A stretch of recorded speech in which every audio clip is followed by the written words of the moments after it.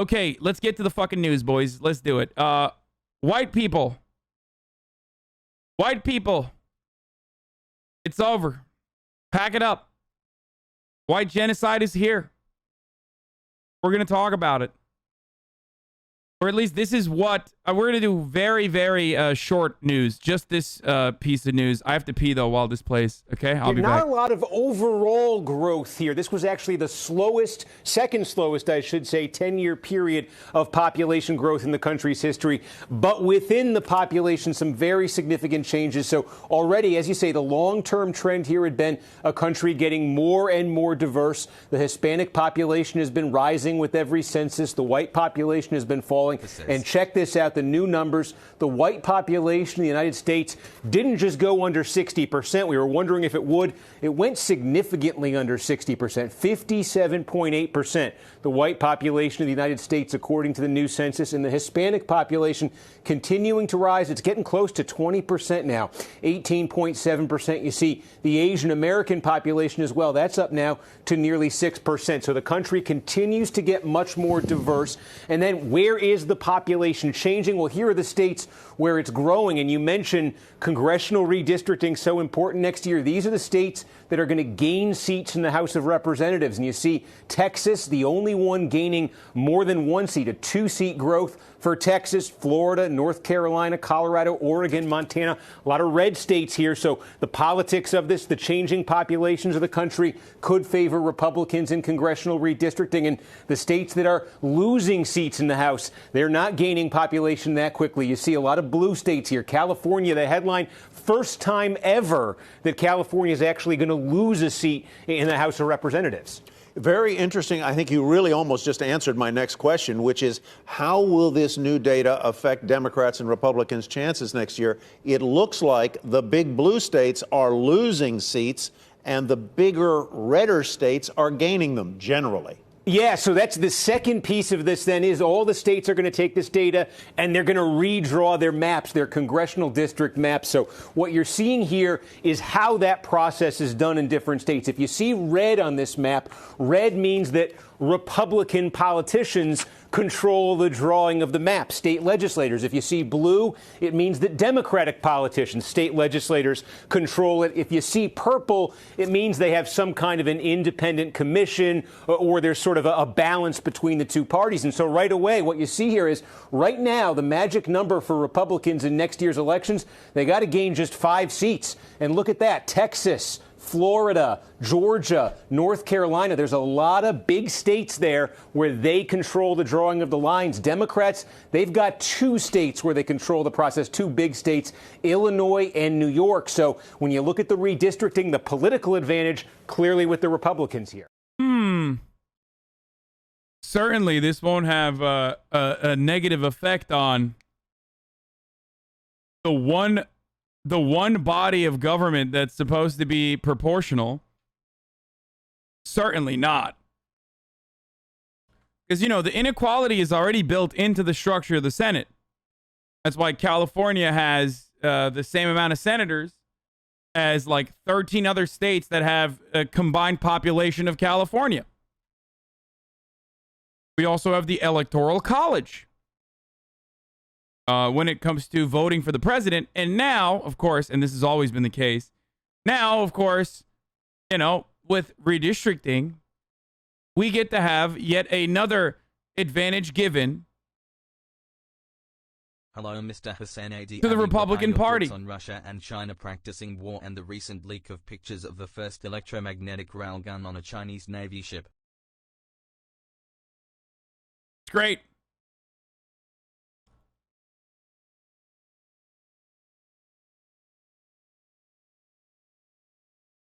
So let's talk about it because there's a Tucker Carlson rant. This is like off the fucking rails by Tucky Boy here. Just straight up white supremacist rant. Tucker Carlson did a whole ass rant on white people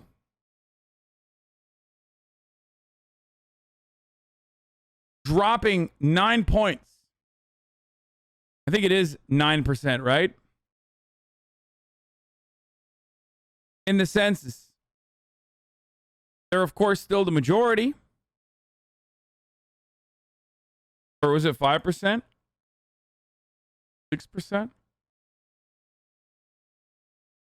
But it's the first time that this has happened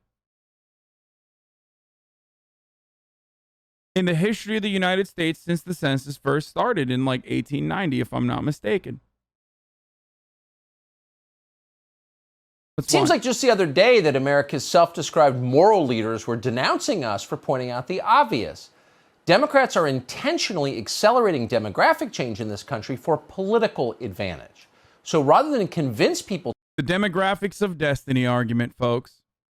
Now Tucker is saying that, Tucker Carlson, Democrats are doing this on purpose. Let's see what he means by this. To vote for them, that's called democracy, they're counting on brand new voters. That's what we said on the show.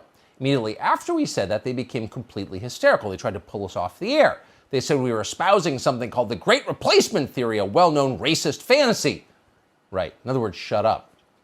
And then this week, the new census numbers came out. Here's what those numbers show. The number, not the proportion, but the absolute number of Americans who describe themselves as white has dropped for the first time in our history. What is happening? Is it this video? Like, where is the video? Where is this coming from?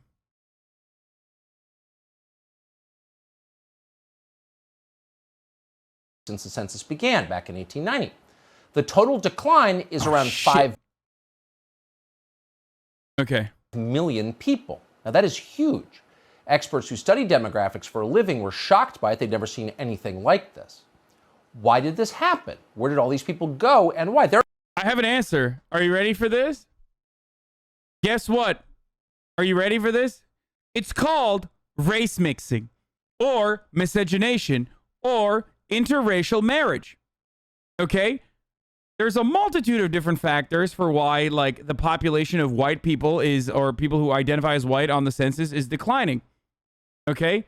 But one of the most common reasons is because nearly 300% more, that's 3 times more people, identify as more than one race on top of white in the United States of America since the last census. Now, of course, Tucker is not going to say that because he wants to hide that he's like an old school white supremacist. Okay? But that is a significant reason. Okay? And that is wonderful that he chooses not to mention that beautiful fact, chooses not to mention that, like, whiteness the whiteness population declining is a bad thing. Like, why is it a bad thing? No one will ever answer this.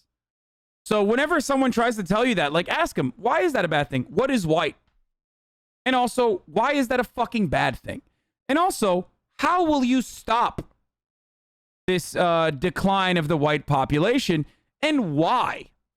If it's such a bad thing, why are you trying, like, why is it bad? And also, why are you trying to fucking, make sure that there's a majority white people? Like, it makes no sense. Because whiteness is an antiquated concept built on exclusion. It comes from the one-drop rule. That's why we don't say Obama is another white president, but we say he's the first black president, even though he's half black and half white. So that is precisely the reason why whiteness is the one instance where their demographic is slated to get smaller and smaller, because it's based upon this completely made-up concept of purity. Throughout the history of the United States, many different ethnicities have not been considered white until recently. When there were big waves of immigration from Europe, Italians were not considered white. The Irish were not considered white. Greeks are still sometimes not considered white. Jews were not considered white. Polish people were not considered white. If you go all the way back to the founding, old Benny Franks considered anyone who was not English to be swarthy and not white. He wrote a letter talking about how the Germans were swarthy. So the concept of whiteness has changed always, okay? But the one thing that is unchanging about the concept of whiteness is that it is built upon purity and exclusion. And that is precisely why it's, of course, always going to get smaller and smaller and smaller. In an effort to combat that reality, whichever the in-group is that is considered white has expanded on it by including those same groups of individuals that I just mentioned into the concept of whiteness, but then also have even gone so far as to include Hispanic people. There's a concept of just white Hispanics in this country, for example. Latino people who are white. And there are Latino people who are white. Of course, there are Hispanic people who are white. But to make an argument about why this is somehow a bad thing and not just a normal part of life as we grow and we learn from our past mistakes and we believe in things like if you love one another, it doesn't matter what race you are, you should be able to marry one another and have children with one another, then you're going to look at that and go, that's kind of weird. Kind of a weird take.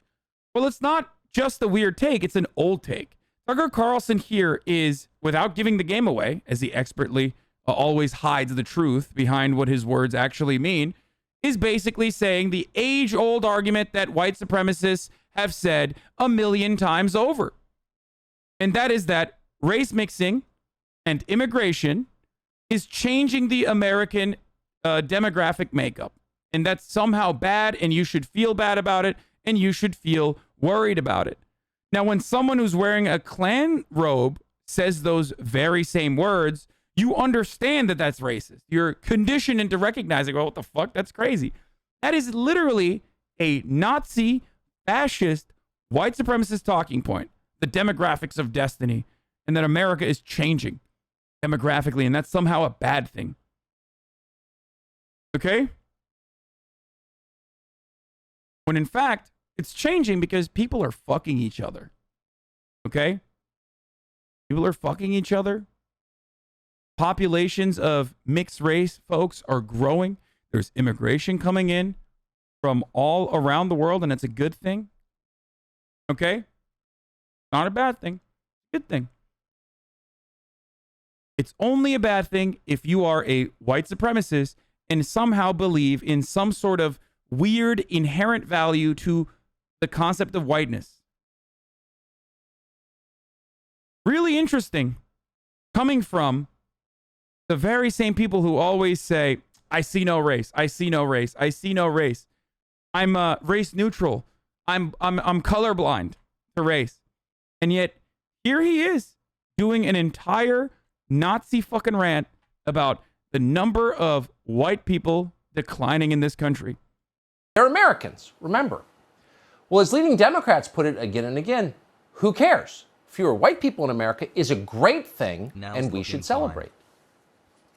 Right now, Stephen Miller and Donald Trump are at Mar-a-Lago, and they're throwing up because this is not the America they want to see. I was at the White House the other day, and guess who's got Stephen Miller's old office? Her name is Susan Rice, and she's one of us. And guess who is in Ivanka Trump's old office? Julie Rodriguez. Who? She is Cesar Chavez's I love Julie. Granddaughter. Did you hear that? Her name is Susan Rice. She's one of us. Meaning she's a Democrat? No. It means she's not white. Us is the non-white people cheering the extinction of white people. That was the extinction of white people. The extinction of white people. The profound amount of privilege that you immediately report to the rest of the world when you say people fucking consensually and people coming into the country consensually is a genocide or extinction. There is no barrel of the gun here, okay? There is no force here applied. It's just people who are choosing to expand boundaries that previously people like Tucker Carlson and like-minded individuals like Tucker Carlson, white supremacists, were able to render impossible and illegal. We live in a country where we're 2 generations removed from cops literally breaking down your fucking door if you were a white person living with a black person, okay? In certain parts of the country. You have to be so goddamn privileged to say, oh, dude, it's literally genocide. It's like the equivalent of stubbing your fucking toe or stepping on a Lego and being like, this is the worst thing that could have happened to anyone. This is literally like getting chemotherapy treatment for my cancer. Because you are a profoundly privileged individual. And there are a lot of people who are profoundly privileged. And they get caught up in Tucker Carlson's rhetoric without recognizing that this rhetoric is, 1, incredibly dangerous, and 2, basically regurgitated white supremacist ideology that is repackaged for a broader audience. Tucker Carlson on television. Think about that for a minute. It's hard to think about it, actually, because it's that evil. And if you wanted to encourage permanent racial division, maybe even violence in America, that is exactly how you would talk on television. These people are completely... Yes, saying that miscegenation is causing white extinction is not causing violence in this country, but simply celebrating that more people of color are able to get to positions of power in this country when it was literally illegal for them to do so not that long ago, especially in their parents' generations.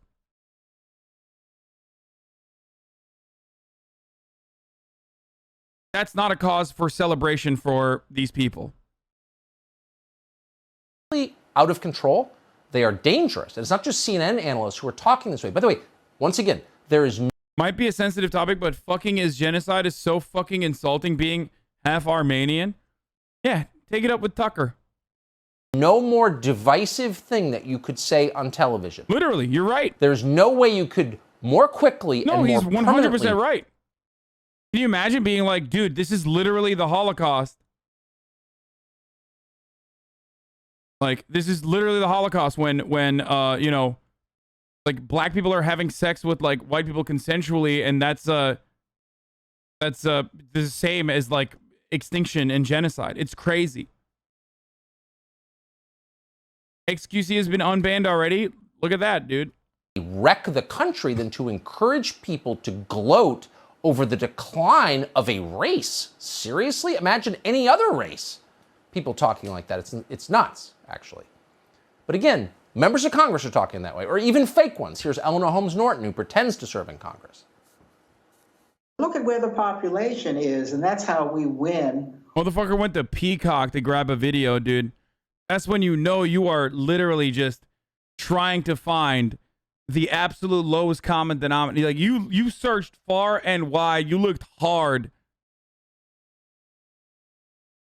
You went to Peacock. Or have to try to win in the census numbers, because the population growth has been in the cities and in the suburbs among minorities. And that's what gives us some leverage. Got that? Democrats win when we have fewer white people in the country. And that's why they're celebrating the new census numbers. She just said that out loud. You should never say anything like that out loud. But they are. Well, even if they don't say that out loud, you're still going to fucking, you know, imply that they're saying it regardless. So what difference does that make to you? He's so giddy. Yes, it's true. It's literally true. The reality is, if one party has made whiteness and preserving the hierarchy of whiteness, although it is a made-up concept, again, based upon exclusion, as I mentioned time and time again. But if one party's entire strategy revolves around, we are going to keep things the way they are, and whites are going to remain on top, and they allude to that regularly, then yes, the other party's goals are going to be, hey, there's less people who identify as white. This is, demographically speaking, not a bad thing. The Washington Post columnist Jennifer Rubin joined the cheering. And precisely why Tucker Carlson is butthurt about the fact that there are less white people in the country. They're still the majority. But the white population got lower. And all of a sudden, that is like, oh my fucking God, this is extinction. Why is he upset? Because less conservatives. He gets it. Fewer white people, she wrote, you can look it up, is, quote, fabulous news. Now we need to prevent minority white rule. Minority white rule. Do you recognize that phrase? Oh, South Africa. That's what she wants. South Africa. What? South Africa? Did Tucker Carlson just say that apartheid South Africa was better? Is he unironically saying that minority white rule, which was going on in apartheid South Africa, was actually better and it's a good thing? Because I fucking hate Jay Rubin. But what she was saying there is, you know, a minority, not just of like white people, but a minority amongst the white people rule this fucking country. Conservatives. That's the truth. They make up a tiny fucking fraction of the population, but given the unequal measures that we have either built into the system itself or that we have built in more contemporary developments of American governance, we have decided that, again, there is still going to be a minority conservative white rule in this country. Tucker didn't say anything. He commented on a tweet. Yes, the tweet, unless you are failing to comprehend because you have no critical thinking skills, well, you probably don't because you are kind of defending Tucker Carlson here. Tucker Carlson is attacking a tweet that literally says, now we need to prevent minority white rule.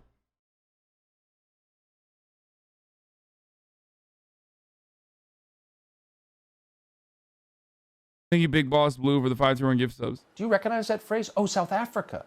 That's what she wants. South Africa. She said it. We didn't. We would never say something like that. But wait a second, you ask. What about the numbers? What happened to all those white people? She wants South Africa.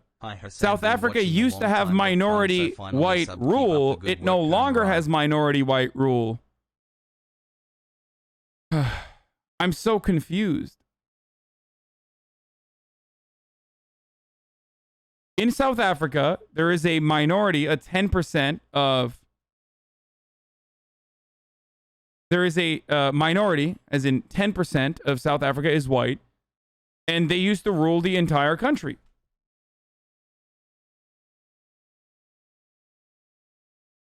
He's literally saying, I want apartheid South Africa.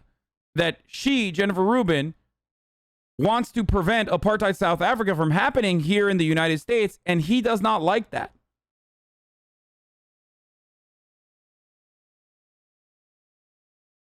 Who are now missing from the census. Well, it turns out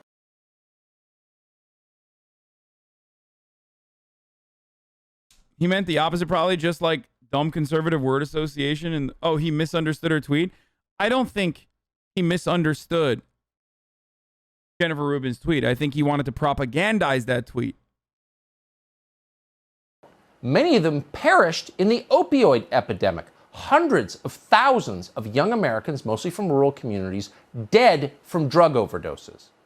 A columnist from the Washington Post is cheering that. Their deaths are fabulous, she says. What? All the white people, the white population that diminished because they died of opioid overdoses? Absolutely zero people said that. I mean, I fucking hate Jennifer Rubin, okay? You guys know this. I make fun of Jay Rubin all the time. But no, she did not fucking say that. That is psychotic. You are stretching so hard that you might actually fucking break your back here a little bit.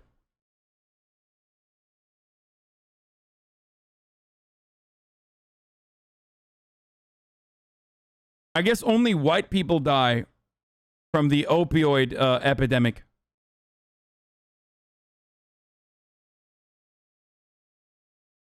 You know? I guess that's what was going on there. Only white people have died from the opioid epidemic, which that's why it's an epidemic. You know? And not the war on drugs as it's supposed to be. Rural white people, aka Tucker's America, that's not even true. Tucker Carlson would despise being around rural white people. He looks down upon them. He just LARPs as though he cares about them so that he can make a fucking argument. He doesn't give a shit. He wants to just rule. He wants people like himself to rule this fucking country. Okay? With an iron fist. He is a WASP supremacist. He doesn't give a fuck about anything. Tucker Carlson, except, I guess, the fact that America is becoming more brown. It's hard even to know how to respond to that. So we're going to pull back and let Pedro Gonzalez assess it. He's the associate editor at Chronicles Magazine. We're happy to have him join us now. Pedro, thanks so much for coming on. Boy, if you wanted to wreck the United States and cause actual conflict, you would talk like Jen Rubin. Why are they talking this way? Because this... Yeah, here, we brought Pedro in to talk about how, white is right, actually. Pedro, I brought you in for no reason other than, I just want your take on this matter. Okay? I mean, I have white people on every night, but right now I'm having you for no reason. I mean, hey, listen. Poggers. I wonder if Pedro is considered a white Hispanic person. I wonder. Maybe. Perhaps he checked white Hispanic on the census. Among us Fortnite balls, sussy among us Fortnite balls. Anyway. Also, if you count white Hispanics, white people have a super majority. White Hispanics are going to be the new Italians, and in a couple decades, they're most likely going to be accepted as full-on white. Boggies. I got big doubts on whites if you count Hispanic whites becoming a plurality in the near future.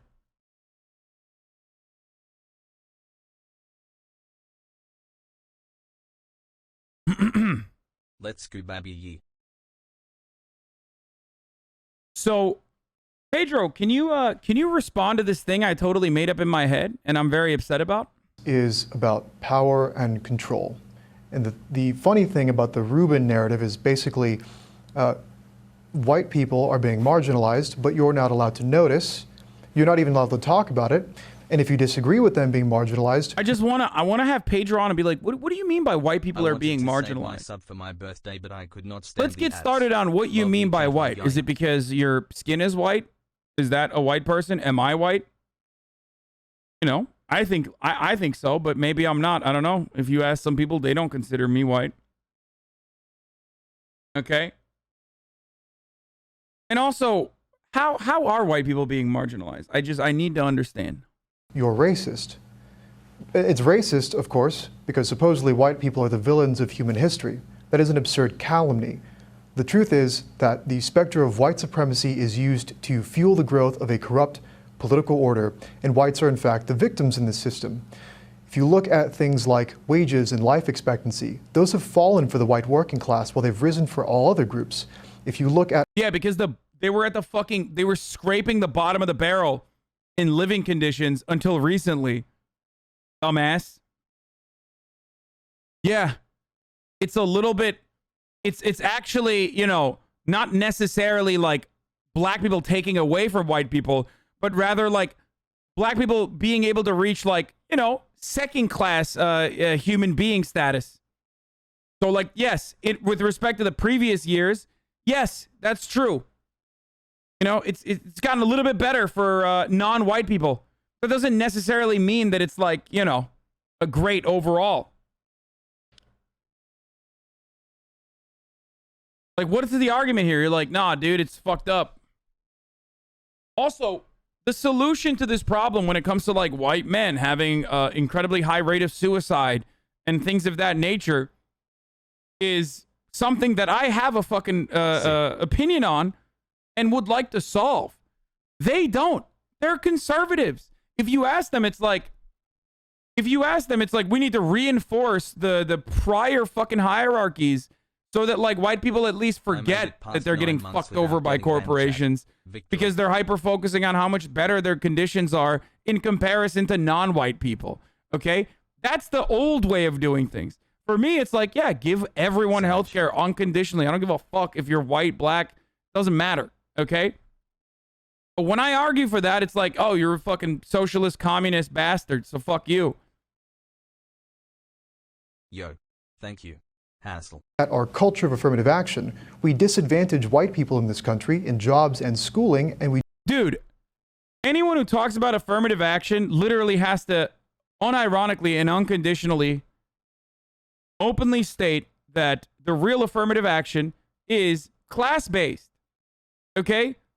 The real affirmative action that we, under our capitalist organization of the economy, rarely ever fucking look at is legacy admissions, dude. It's literally legacy admissions. Affirmative action is a band-aid solution to systemic racism, okay? The real way to deal with that, the real way to like build a base level of material equality for black people is not through affirmative action, but through one, reparations, and through funding black communities, okay? Predominantly black neighborhoods that have been underfunded and in a state of disrepair for many generations. Black people were not allowed to create intergenerational wealth. Just by being like, hey, whichever black person is able to fucking escape the prior conditions are now lucky enough to be able to get into a college that they're going to be taking on a boatload of debt and go back into the same like shitty job market. That's not solving systemic racism.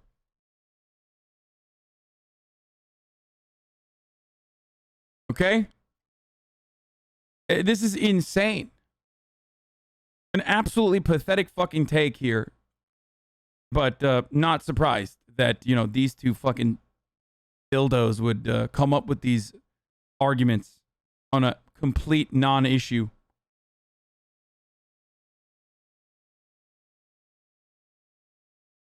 We do it by lowering expectations and standards for everyone else. Deaths related to suicide, and as you noted, drug overdoses and alcohol-related illnesses, these things have soared for middle-aged white men and women in the last 20 years. And people like Jennifer Rubin can do little than say, you deserve it, I'm going to spit on your grave, and you're not allowed to notice or do anything about it. All of this is the result of deliberate policy choices, not from the Democratic Party. It's also a Republican Party problem. The uniparty is a real thing. The ruling class in this country has deconstructed the nation it was entrusted to govern. It invited millions of people into this country and told them that any disparity in outcome... The ruling class invited millions of people into this country? Bro, as I mentioned already, like, the ruling class also fucking literally did slavery in this country, okay? Part of the reason why there is diversity in the population, despite their best efforts to ensure that that did not happen, you know? Originally, rape found a way, and then now love and consensual relationships finds a way, okay? So that's, you know, not something you can fucking stop unless you're Oregon, in which case you're literally like, we are so racist, we do not even want slavery to exist in the state because that means black people will exist here. But then again, when you consider it, that was kind of the reason why we didn't fucking invade Mexico. Because our ruling class at the time was like, well, if we invade Mexico, that means we're going to be around a lot of, like, you know, indigenous Mexicans, and we don't want that.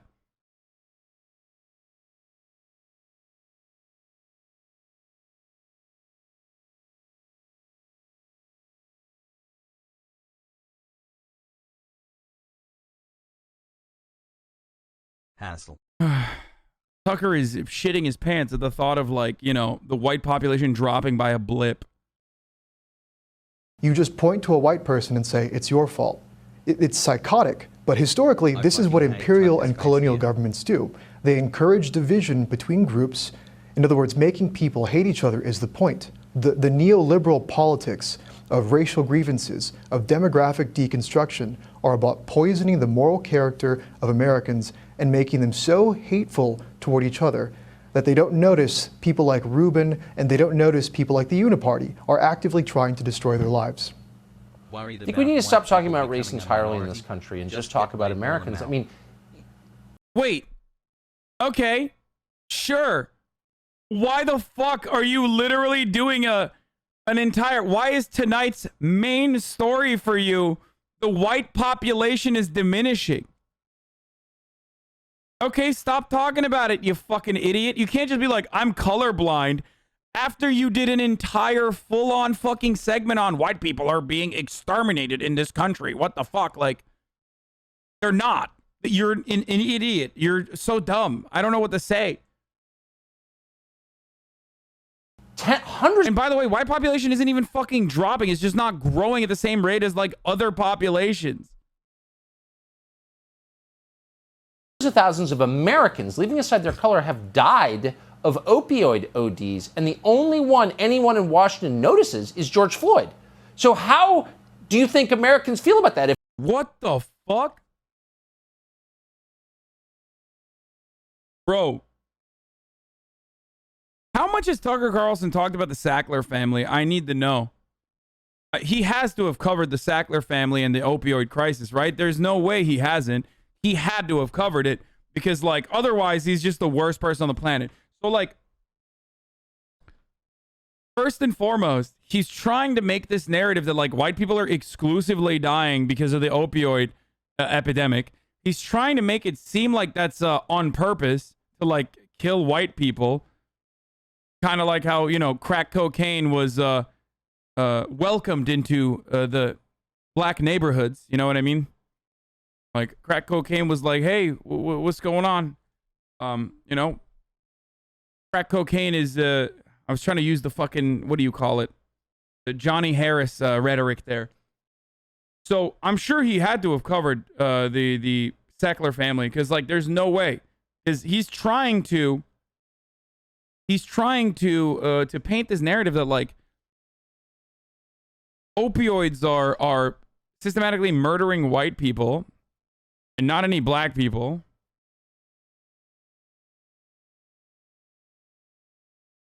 And he's also making it seem like no one cares about this.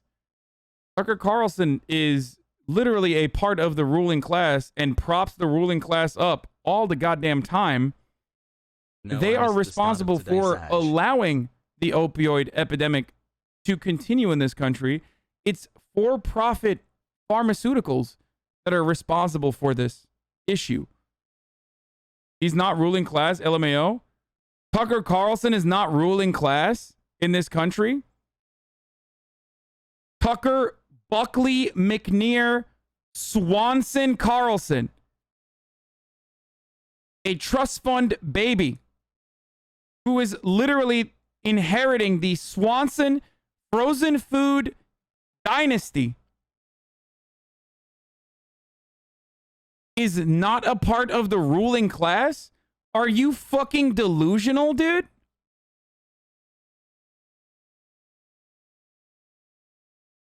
He is literally the most watched news person in the United States of America.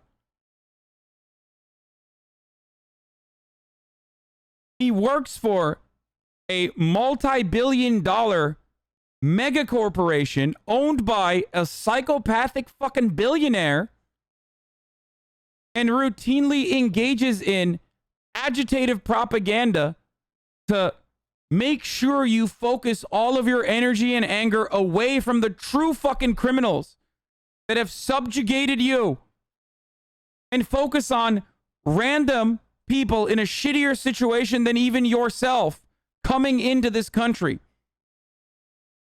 His sole purpose for existing and what he gets paid handsomely for is to literally make sure you never focus on the main issues and you never focus on the real reasons for inequality, and only instead shift your crosshairs over to fellow working class individuals.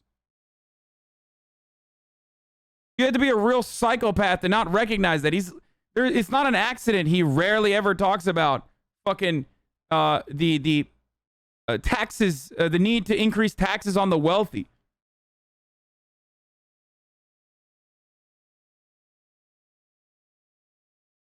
If your nephew or your son just died at 22 of an opioid OD, and Jennifer Rubin says that's great news. Can you talk? Can you talk about more racism? Dang, it sounds like you're obsessed with Tucker. You need to chill. I'm obsessed. I fucking covered it one time in like the past month. People always want me to cover the most popular news broadcaster in this fucking country who literally does white supremacist agitprop every fucking night. Obsessed? This is newsworthy, my friend. He says CNN is worse than Fox. I mean, I fucking don't like CNN either, but goddamn, like, Fox is absolutely in a league of its own. You're going to get something horrible if you keep acting that way, aren't you? Right. Yeah. No, it's fundamentally dehumanizing. That's a threat. You're completely stripping people of the thing that makes them human and basically just reducing them to points on a board. Fewer white people in this country, like you said, is a good thing. And again, if you're a white person and you hear this, what is your reaction going to be? And you're basically stoking, I mean, there's no way to put this nicely, right? You're ginning up racial hatred between different groups in this country that might otherwise get along, and you're doing it for either cynical or ideological reasons. I'm not sure which is worse, whether you really believe in this stuff or it's just a means to an end. In either case, it is anti-civilizational. If you want to destroy a society, this is how you do it. Exactly. And they're going to make people super radical, and it's going to be Jen Rubin's fault. There's no doubt about that. Yeah, I mean, Pedro's saying all the right words, but like, who do you think is going to be on the receiving end of like a purge if it comes out to you know, regulate the demographics, Pedro? You think they're not going to come for you, you fucking dumbass? You still got a little bit of indigenous in you. You know that, right? No matter what happens, like, you're not one of them, okay? Keep advocating for it, but you know, you still got that one drop. So good luck.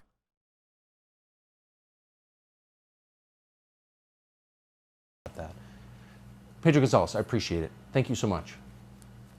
Thanks for having me. Hey, Sean Hannity here. Hey, Sean Hannity here. This happened. How did we spend 20 years, trillions of dollars, thousands of... But instead, here's another idea. Let's figure out how this happened. How did we spend 20 years, trillions of dollars, thousands of American lives to end up with absolutely nothing but more humiliation? Pashtun tribesmen shooting at us with our guns as we run away. That is the definition of disaster. So rather than just complain about it, let's hold somebody accountable for it, for once. Half the Biden State Department had a hand in our failed Afghanistan policy, yet they're still employed there. Why is that? The Pentagon was supposed to build a functional national army in Afghanistan. I mean, if Tucker Carlson has like a anti-war narrative because he wants to do like populism and he has like Glenn Greenwald on and stuff, I'm constantly reminded of what he used to say about Iraq and Afghanistan, that they're primitive apes that deserve to be glassed. I don't think his point of view has changed. To protect the government, which we installed, but they didn't do that. So people didn't do their jobs and then lied about not doing their jobs, but they're still wearing the uniform of our country? Why is that? Good question. So for the first time in a long time, maybe we could hold our own leaders to account for the calamities they have caused. That's not simply a matter of justice, though it definitely is that. It is the only way to prevent disasters like this from happening again. Eric he says semi-literate monkeys. Prince knows a lot more about Afghanistan than a lot of the people in charge of our Afghanistan policy. He's a former Navy SEAL. He's the founder of Blackwater, and we're happy. No! He had Eric Prince? Yo, Tucker Carlson, the real working class hero, dude, has Eric Prince on. Founder of Blackwater. People in charge of our Afghanistan policy. He's a former Navy SEAL. He's the founder of Blackwater, and we're happy to have him join us now. Eric Prince, thanks so much for coming on. Thanks, Tucker. Before I ask you what we should do, I just cannot resist. I know what Eric Prince wants to do. The New York Times allowed him to literally write a fucking op-ed about it. He wants his actual war criminal company, which Trump pardoned, by the way, many of the war criminals, to go in and set up a mercenary band that turns Afghanistan into a vassal state. Like, literally. And there's a reason why it's no longer called Blackwater, but instead called Academy. The reasons are war crimes. They're called war crimes. You know how we often talk about, like, the CEO of racism or whatever? Yeah, that's a joke. But this motherfucker is literally the CEO of war crimes, and Blackwater is the factory of war crimes, okay? This is some real fucking Kojimbo shit. Like, this guy is Kojimbo. When Hideo Kojima imagined a world in endless war with private military contractors fighting one another, he was tailoring that off of what this guy's vision is. And he very openly states that he wants to do that. Lolly lule low ass, dude. It's not even it's not even a secret. Didn't he actually use the terminology? Like, he wanted to appoint czars in Afghanistan. What was he saying? His Afghanistan strategy is functionally turning it into a vassal state for the United States with like an actual fucking vizier or czar. Warger, what the fuck? Thank you for the 50 gifted subs. Holy shit. He wanted to have viceroys. Yeah, exactly.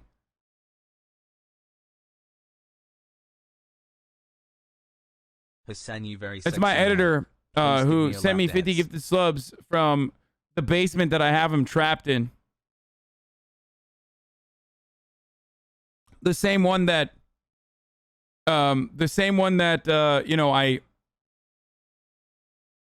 I literally, without him asking me, I bought him a computer and I was like, hey, I want you to have more autonomy. Like, you do your own thing. He never asked me for it. I just bought him that. And then motherfucker still found a way to turn around and use that as a fucking negative. Ironically. The same editor who was downvoted. The same editor who was literally downvoted when he was like, what the fuck are you guys talking about? You're like making shit up. Like, this is all made up. Hey, Hassan, and I everyone have was a like, oh, different you're just opinion. held Closed captive. And that's captions for your precisely stream. why you're, We tried Google Chrome's closed captions, but it isn't accurate enough. Any suggestions? Thanks, Hassel.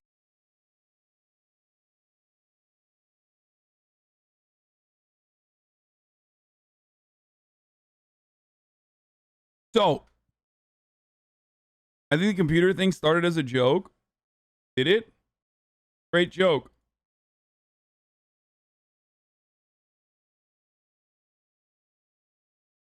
Fine. We're gonna do Mehdi Hassan in a second. I wanna see what this fucking dipshit has to say. Asking you, why is it that for almost 20 years, not just under Biden, but under previous administrations, the State Department and the Pentagon felt a need to use American power for some kind of social experiment to rearrange the traditional society in Afghanistan? How is that in our national interest? Why would we do that?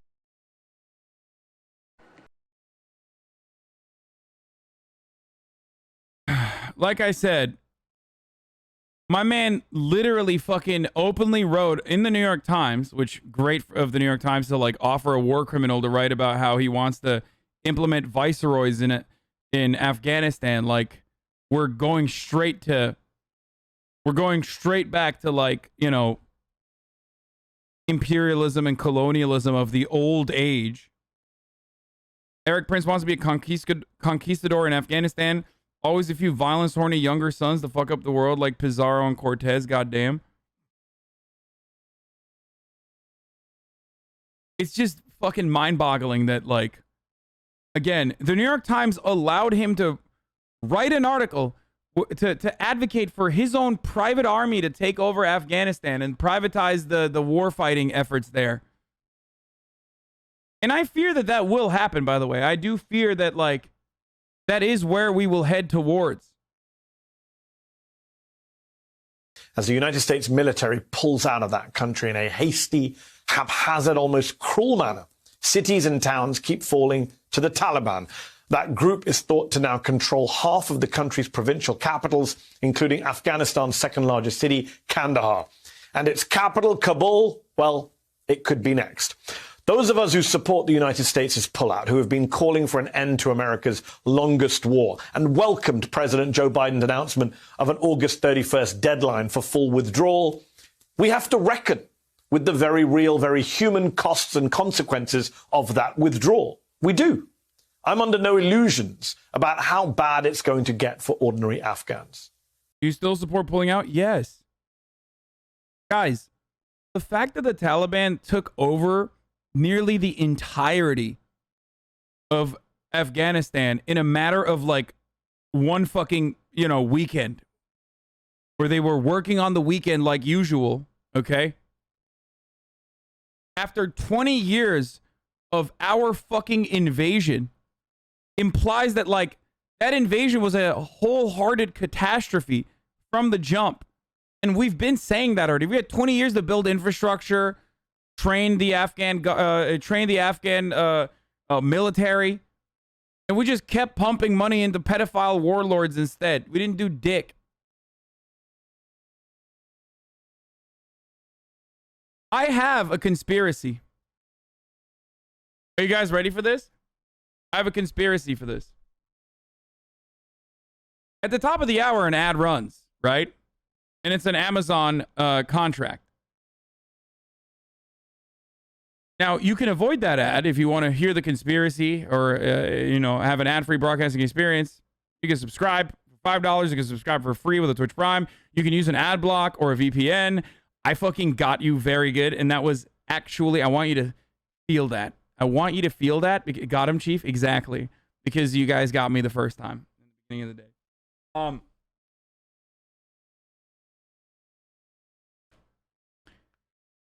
Yeah, that's right. You can use an ad block or a VPN, or you can use the Twitch Prime, which is free. But here's the ad break now. Okay, so I have a conspiracy. I do.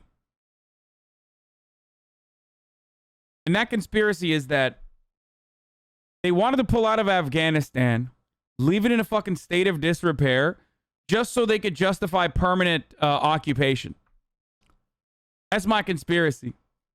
Afghanistan is ripe with natural resources.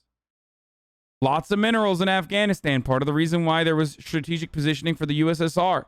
Hell yeah, brother. And I feel as though they were just like, hey, guess what? Look at how terrible it is. I guess we have to go back. And we always have to be there.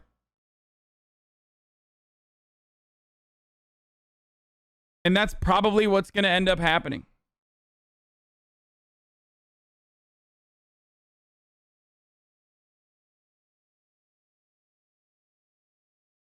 I fear that judging by what people are saying, what people have said over and over again. What is this? And there it is. Never mind. Breaking. Biden increases U.S. deployment to Afghanistan to 5,000 as Taliban roll on. That was quick. I did not realize that we were going to get there immediately. My bad. Okay. That's from 53 minutes ago, dude. Are you fucking kidding me? When I was doing the last hour ad break, the American government was releasing 5,000 extra troops to Afghanistan. I'm pre-watching American imperialism happening. That's insane, dude. That's fucking insane. This entire fucking week, every outlet was like losing their fucking minds, like going crazy. NPR exclusively covered Afghanistan. Like, literally, you could not have a fucking pedophile warlord sneeze without the NPR talking about it. Like, is it COVID? Are the pedophile warlords in Afghanistan bringing COVID to Kabul? When will they take over Kabul? Kabul is coming. And like, literally, they were just like, they were the #1 fans of the Taliban. They were just like covering every fucking step.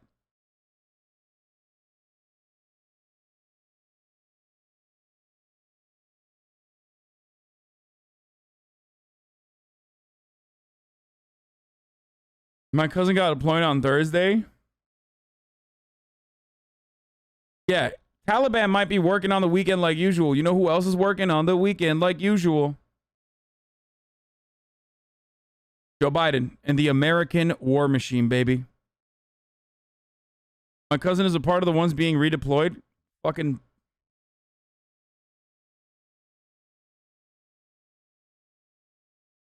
So I guess we're just, we're staying. Biden says will not pass this war to Afghanistan, war in Afghanistan to another U.S. leader. So what are they going to do? Are they going to fucking, do genocide or what's up?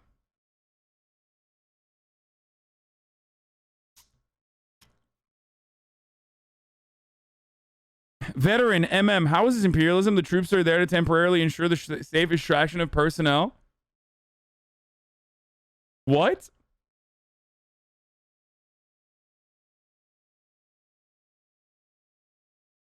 The whole statement. Statement by President Joe Biden on Afghanistan, Jack. Over the past several days, I've been saying to the Taliban, cut the malarkey.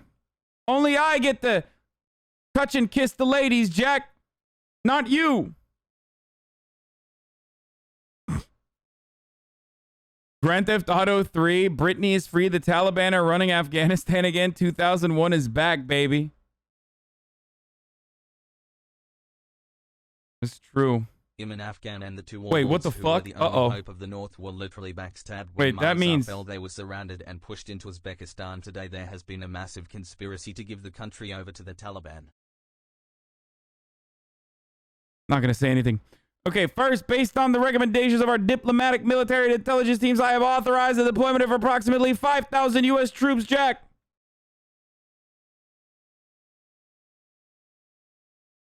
Colon.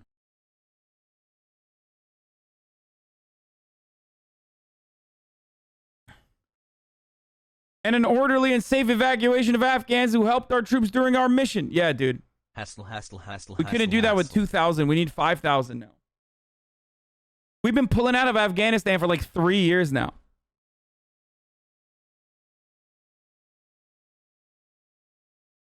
Isn't that exactly what I said? Yes, the point is you're delusional for believing it, you dumbass. How are you literally a fucking veteran, or at least have veteran in your name, and are too fucking brain dead to recognize that this is not what's gonna actually end up happening? Like, if you're a veteran, what are you? You're not a veteran of the fucking Korea War. If you're actually a veteran, as your name implies, that means you probably were there. Okay? Like, very likely. Unless you're a fucking Coast Guard veteran. So how is it so difficult for you to comprehend that, one... He said he's not? Oh, never mind. He's just stealing valor. Hey, that's good for me, brother. Don't worry about that. Checked his logs. He's not a veteran. Got it. Omega Lol, no, I'm not. No, he's just LARPs as one. Got it. Not to be that guy, but the Taliban were advancing too fast, bro. We need a security detachment so our interpreters, contractors, embassy people to leave. I think we should criticize this on August 31st if the troops are still there. Yeah, we'll see what happens to the troops.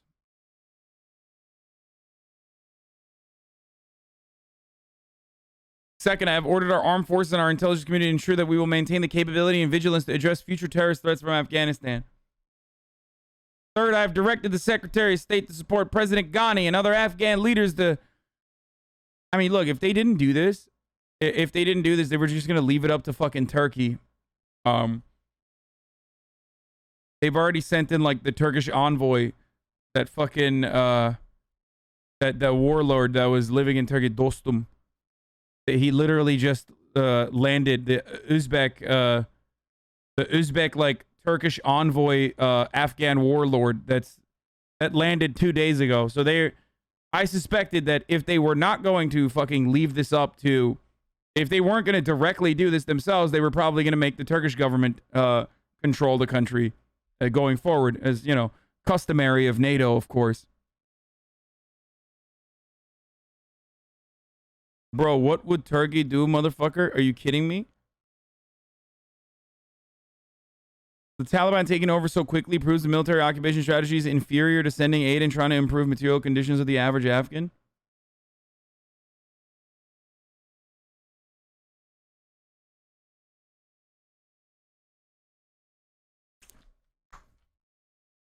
So we spent $83 billion training and equipping Afghan security forces. How the fuck did they get rolled that fast? They were too busy having sex with children, okay? That's what happened.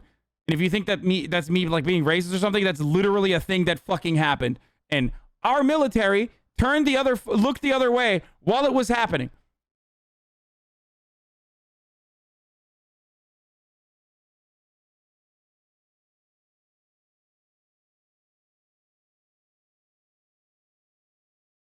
When your goal isn't to fucking actually create a stable country, which is capable of self-governance, you put puppets in charge and you don't fucking do anything. Why wouldn't they look the other way? It's not their jurisdiction. Yeah, dude, totally. Like when the American military trained death squads in Nicaragua, they were not looking the other way when they fucking raped and murdered nuns, for example. It's not in their jurisdiction, bro. Bro, that's their culture, bro, right? Is that what you're saying? Is that like your argument? What the fuck is wrong with you, dude? Why the fuck are we there if it's not their jurisdiction?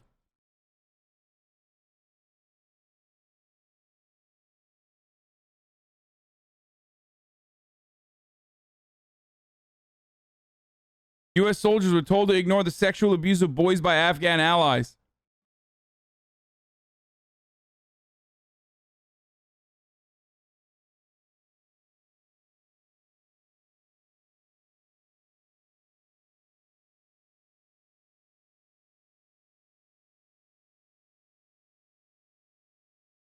Dude, if you're there for 20 fucking years and the Taliban can take over in like literally one fucking busy weekend, you didn't do shit. It's proof alone that we didn't do anything positive to Afghanistan, okay? Dan Quinn was relieved of his Special Forces command after a fight with a U.S.-backed militia leader who had a boy as a sex slave chained to his bed. 29 The people didn't fucking want us there. No one wanted us to be there. At night, we can hear them screaming, but we're not allowed to do anything about it. The Marine's father, Gregory Buckley Sr., recalled his son telling him before he was shot to death at the base in 2012. He urged his son to tell his superiors. My son said that his officers told him to look the other way because it's their culture.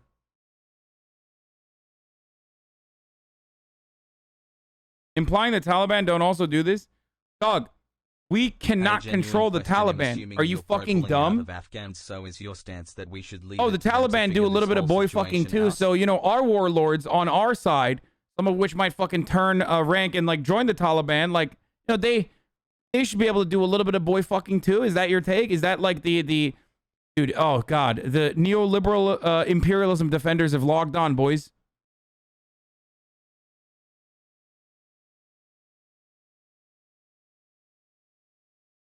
Plus, the Taliban numbers rose from like 11K in 2008 to 85K in 2021 while we were there, so what the fuck are we doing? I wonder why that happened, despite the fact that America was routinely engaging in fucking conflict with the Taliban. I wonder if there was another force that, I don't know, greatly increased the number within their ranks, despite constantly getting killed. I wonder if there was another outside force that motivated a lot of people to join up the arms and think that this cause that they were fucking there. I mean, the number didn't increase from 2008. That number you're referencing, by the way, for the record, I'm going to clarify, cannot be from 2008. That number definitely was larger. It was still large in 2008. But that number is probably from like at the heat of like America purging back the Taliban forces. Stop saying literally Pakistan. Pakistan does play a role in this, okay? Again, hey, ally, by the way. America's ally. Just remember that, okay? America's fucking ally. But it's not just fucking Pakistan. That's not the reason. The main reason is because people were motivated. People were motivated to push back against an imperial force that was destroying their infrastructure and, you know, blowing up shit and murdering people. Of course, dude. What the fuck?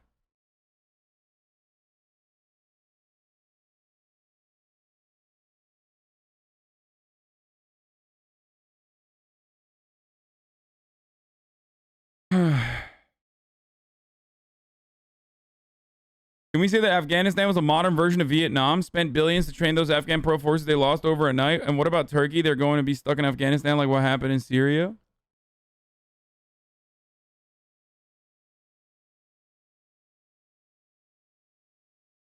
Who funded the Mujahideen? That's a really good question. Who considered the Mujahideen, some of which became Al-Qaeda, some of which became the Taliban? Who considered them to be brave warriors? Not me. I mean, if you ask Fox News, it was me. But I'm pretty sure there were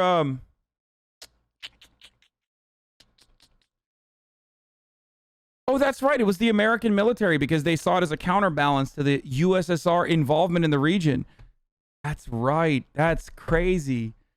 Fuck, you're so right. That's so wild, dude. We did that. Shocking. I know. Fucking shocking, dude.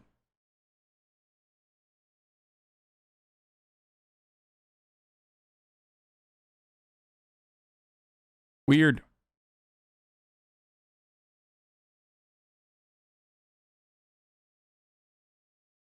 And because they wanted the USSR to experiment their own Vietnam, yeah, guess what? That still found its way for us to fucking experiment Vietnam 2 Electric Boogaloo.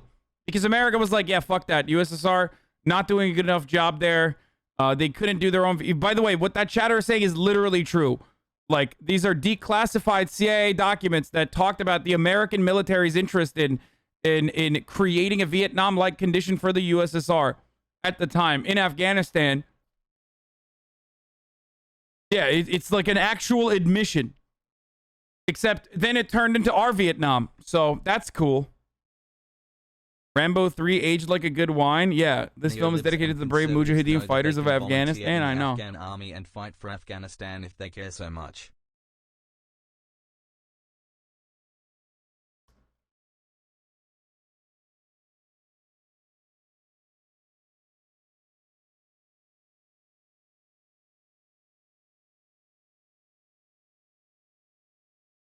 Low effort, low energy. You fell off months ago. Go watch another YouTube video while eating plus ratio. Good one.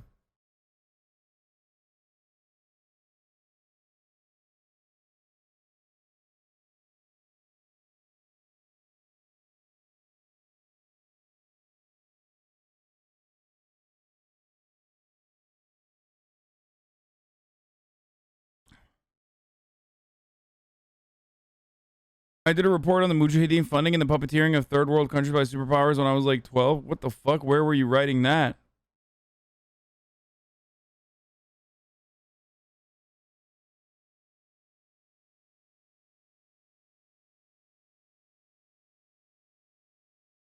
Bro, we literally, we always prop up the worst, the absolute fucking worst pieces of shit, the most fundamentalist Islamist pieces of shit all around the fucking world as a counterweight to any sort of like genuine democratic socialist interest.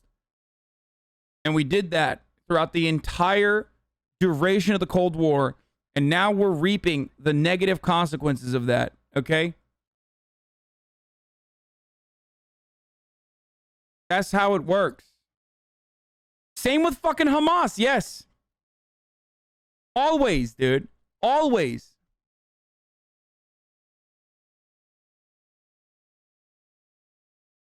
Is it true streamers don't use the bathroom? I don't think I've ever seen you leave to go pee. No dead air ever. You're a machine. Thank you. I do go pee. People get mad at me when I do that. They will literally be like, I can't believe you're peeing while a YouTube video is playing. That's really fucked up. You are selfish. You're a piece of shit. I fucking hate you. You must be new here though. Like that's, I do pee. Look at the members in the community saying like, no, dude, you're wrong. He pees all the time. That's the reason why I, hold it in for as long as I can. Because otherwise my 30,000 mini bosses will get mad at me and start yelling.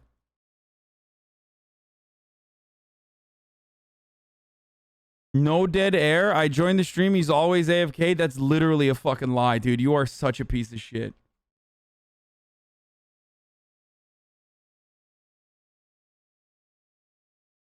Fourth, we have conveyed the Taliban representatives in Doha via our combatant commander that any action on the part in their ground in Afghanistan that puts U.S. personnel or our mission at risk there will be met with a swift and strong U.S. military response. Taliban's like probably excited, dude. They're going to take up strategic positioning in a lot of these cities. They've already completely fucking surrounded the incoming commerce at the borders. Now they're just gonna fucking have a more justifiable cause in their hands, because anytime that they fight back against an imperial power, they are seen as unlikely allies. To the average Afghan, the difference between fucking a Taliban and like whatever fucking warlord that the United States is funding is just the Taliban is a little bit more spicy, unless you're talking about like urban environments and the urban cities where like there are more amenities for women, certainly, and girls.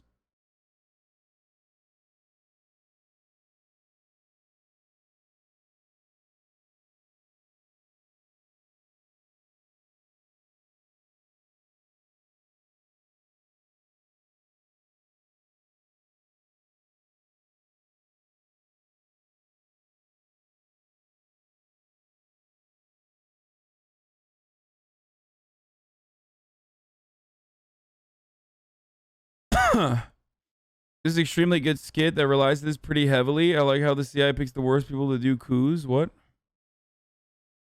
Oh, I've shown this before. Alright, I gotta go pee. Hold on, I'll be back.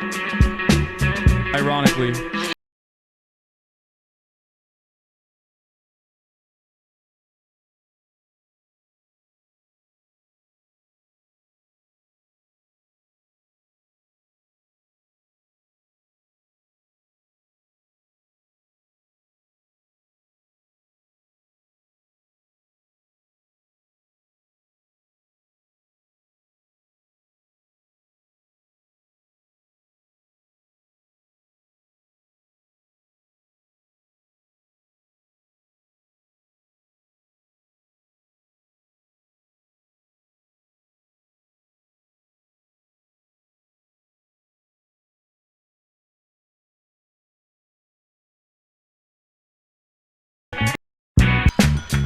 Pretty good.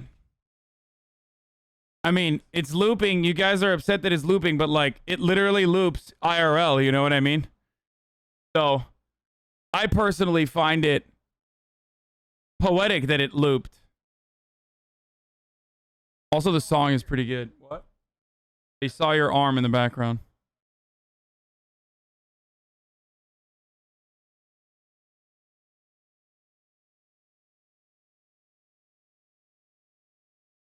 Anyway.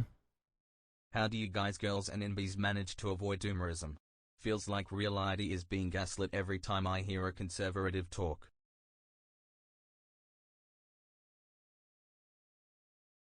That guy fucks.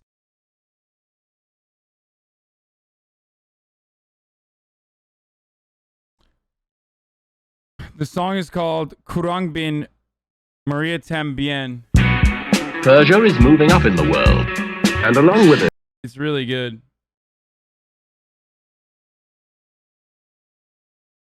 Anyway. No, Fiona's not here. Okay. So let's move on from that. We talked about the census. Click. And how America is in a state of disrepair. My fellow election fraud. Oh, we were going to watch this last night. TV pitchman turned election conspiracy theorist Mike Lindell. Donnie O'Sullivan is back, ladies and gentlemen. Donnie, our friend of the show, Donnie, is back, and he's at the My Pillow. Michael Pillow's actual fucking. He's at Michael Pillow's symposium, his cyber symposium, that is. Let's take a look at what he saw when he was out there. Had proof of a stolen election. It involved the Chinese and hackers. He was going to present it to true believers. On Wednesday, a judge ruled 3 defamation lawsuits against him, and others worth billions potentially could move forward. In other words, a good day to show this proof to the world. Instead, no surprise, it all came apart in front of a live audience. Donnie O'Sullivan was there. We got attacked by China, and they flipped this election and down tickets to the tune of tens of millions. This is crazy. And all you have to do is come to the symposium. For weeks, MyPillow CEO Mike Lindell has been touting his so-called cyber symposium in Sioux Falls, South Dakota, claiming he would present data that would prove to the world China hacked the 2020 election and stole it from Donald Trump. If you're correct, if you have that evidence... No, Why? Just forget about the evidence. If I'm right that China took our country right now, do you care? Would that bother you? Would that bother you? But you have to show the proof for it, No, right? would that bother you? Of course it would. Okay, then why do you think I keep going? Do you think I like getting attacked? Lindell invited the media and cyber experts to the symposium to vet his claims. We went along and brought Harry Hursty, a world-renowned cyber and voting machines expert. If you see something in there, if you see some data that does seem legit, that does show that there was some sort of fraud, you're ready to investigate it, right? Absolutely. I will follow the evidence wherever the evidence will go. What the fuck? Wait, what is that guy's accent? How did he? Tony, where'd you find that guy? Tony, what are you doing? This was attacked. The whole technology was attacked. So the conference was supposed to begin about He's finished. an hour ago, but Lindell is having some problems with streaming live the event on his website. He's claiming, without any evidence, that it's because of an attack, that his systems have been attacked. He's right, Tony. He's right. Cyber attacks every day, as you can see. And it went downhill from there. Lindell ultimately didn't produce the data to prove his claim the election was stolen by China. Dude, how sad do you gotta be to go to the Michael Pillow conference, dude? Like,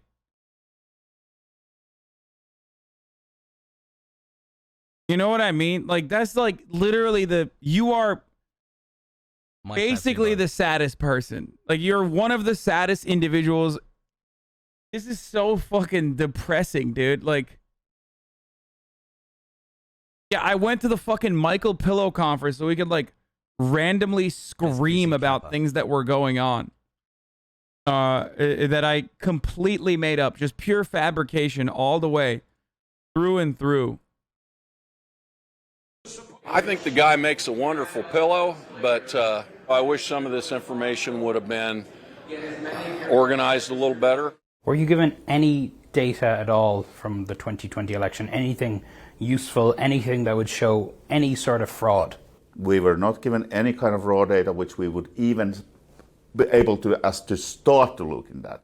But if your stuff is legit, if the data is legit, wouldn't it be better for you to hand it over to as many cyber experts as possible? You know why? I'll give you the answer. Because I've been told that they can go out. Dude, when motherfuckers are saying, like, your pillows are all right, and your Michael Pillow, you know shit is fucked up. Like, when your pillows are considered the best thing that you've done, and your Michael Pillow, I've tried those pillows. Those pillows are dog shit. If they are considered to be good in comparison to whatever this was really fucking bad. You know what I mean? Those pillows are trash, dude. Doo-doo. Out there and corrupt it and make fake stuff and put fake news out. So I don't need your people to go out and doctor the evidence and put out on Mike Lindell's a conspiracy. But you have been saying for months, media, experts, everybody come, see the data. We're showing it right on screen right now. So you can't sit here and do a hit piece when it's on screen right now. To your knowledge, was anything on those screens proof of Lindell's claims that the election had been stolen? Based on everything we found, that is meaningless. There was nothing there you can compare to draw any conclusions. Ladies and gentlemen, I'm not a computer guy. I don't know what most of this stuff means, but I've been researching this election since November 3rd. But the CNNs of the world, you guys need to start reporting this and stop fact-checking it. What? And in case you needed more proof this is a sham, Ron Watkins spoke remotely at the conference for hours. So what I said was... He was allegedly behind the QAnon movement, according to a HBO documentary, an allegation he denies. Do you understand? All I need is for all those experts to say, yep, it's from the 2020 election. But that's not proving the election was rigged, though, right? Yeah, I have that proved with my people that we're bringing to the Supreme Court. I don't need the media driving the narrative before my case to the Supreme Court. We expected a huge pile of data which we wouldn't be able to understand and how it can be evidence. We didn't expect there's no pile of anything. There's not even a pile of bullshit. The funniest thing that's going to happen is when, like, they try to like steal the next election, like Michael Pillow is gonna like hire some fucking FBI agents that are LARPing as like, you know, hackers. 1 year, baby.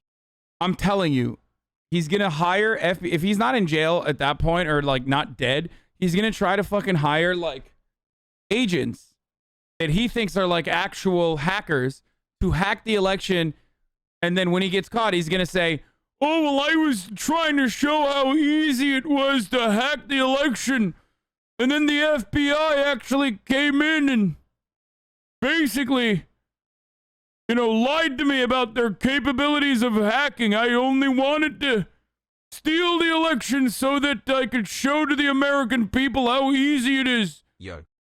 I mean, Donald Trump is the president after all. Get ready. Here, there's just a pile of nothing. There's only pile of nothing. No evidence of election fraud here, but plenty of promotions for pillows and other products. Got bathrobes, slippers, pajamas, bath mats. So go look at what you like. There's so much cute stuff. Oh, Donny. Where does dear Mike Lindell go from here? Yeah, well, he's still got a lot of pillows to sell, Anderson, so he's... Dude, it is wild that, like, my man literally is more cracked out since he's been off crack, dude. How is that even physically possible? Still got that going for him, but look, I mean, as you saw there, this event was so farcical, bizarre, wacky. I mean, it is laughable. It looked hot in there. He was sweating a lot. It looked very uncomfortable and hot. And were those slot machines like pushed to the side somewhere? Yeah, I was trying to figure out if the slot machines were also rigged. I was trying to get the cyber experts to tell us something about that. Who were those people in the look, audience? I mean, like, what did they bizarre. expect? I'm fascinated that they were disappointed. Yeah, I mean, and here's the thing, right? Even the biggest supporters of Lindell, even the biggest believers in the big lie, who really wanted this to all come true this week. I mean, Lindell has been talking about this for months, for weeks.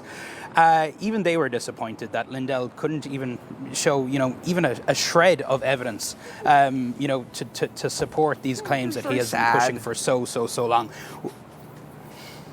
Well, doesn't mean it's all going to go away. Of course not. As we know, with the big lie, it will continue. Lindell will be back, I'm sure, tomorrow with some other bright idea. I still don't know if he's still suing me. Oh my God. Oh my God.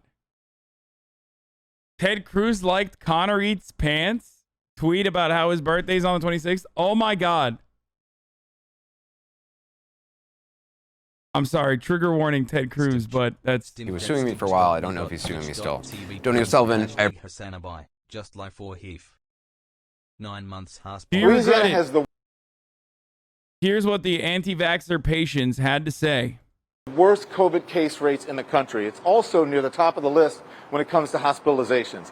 I was born in Louisiana, in Baton Rouge, at this very hospital. So I came home to see what was happening. One day, Ted Cruz is going to be fucking walking out of that door like Carlson on Misgift Stream, dude. For myself. Baton Rouge General Mid-City is bursting at the seams. Do you have more patients here with COVID than without? That is correct. At General Hospital in your lifetime, you haven't seen anything like this? I have never seen one illness occupy 90% of the resources and 90% of the beds. What's going on? The Delta. That's the new virus. It's more contagious. That's a lying doctor. Okay, let me tell you something. Why are you lying, doctor? Be honest, doctor. I'll tell you what. I got a horse doctor that lives down the street from me. He told me that's fake. That right there is made up. Bastard. It's more virulent, and you know, it's catching people that have not been vaccinated. Before I speak with any of the COVID patients being treated, I suit up. Everyone does this to go into a patient room. They have some type of... You know what I mean when I say that doctor is a liar. You know what I'm saying? The main difference between my horse doctor and that one right there is how white my horse doctor was. I trust him more than. Covering for their clothes. So every day, all of you guys are doing this? Yes, sir. This is a lot. It's a lot. Here is 53-year-old Jim.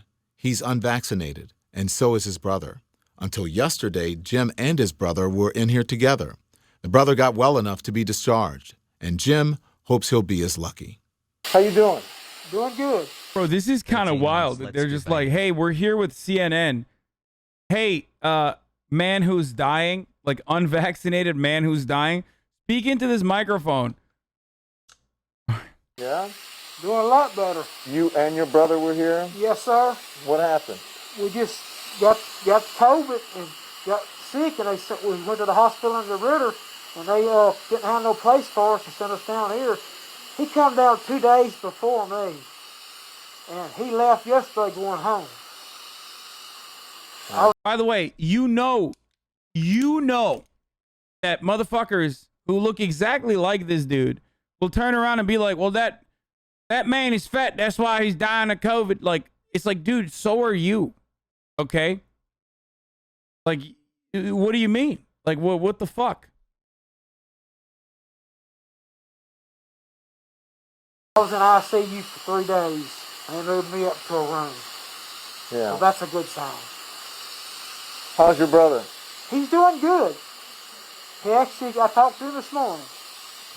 He was at home. We spent his first night at home last night. What does it feel like? Feels like you got your lungs clamped down. You just can't get the air. Why didn't you get vaccinated? Just hadn't had time, you know. I guess just didn't do it.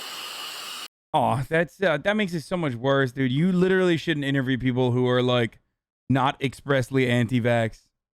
Don't cap him. Yeah, he was like probably scared or some shit. I'm sorry, boys. Look. I don't get mad at motherfuckers who are like, oh, I hadn't had time because they don't believe in the vaccine or whatever. To the same degree that I like actually get mad at people who are like, because vaccines are fake. Okay? Like that's a guy who's been duped. Okay? That's a guy who's been fucking duped. And he hasn't like, he's not fully subscribed to the anti-vax shit. So you're not anti-vaccine? No, sir. No, sir. You're just kind of ambivalent about it. Yeah. Just like that dude wouldn't be in this situation if the government was a little bit more authoritarian in the way that governments are supposed to be, in the way that governments are, literally, and immediately forced states and told them that they would like cut federal funds if they didn't implement like mandates, or if they didn't fucking force like a vaccine passport. If they didn't say that they were going to do a vaccine passport to begin with, like if the state had done something along those lines, that's the type of dude that immediately would have gotten vaccinated. You understand?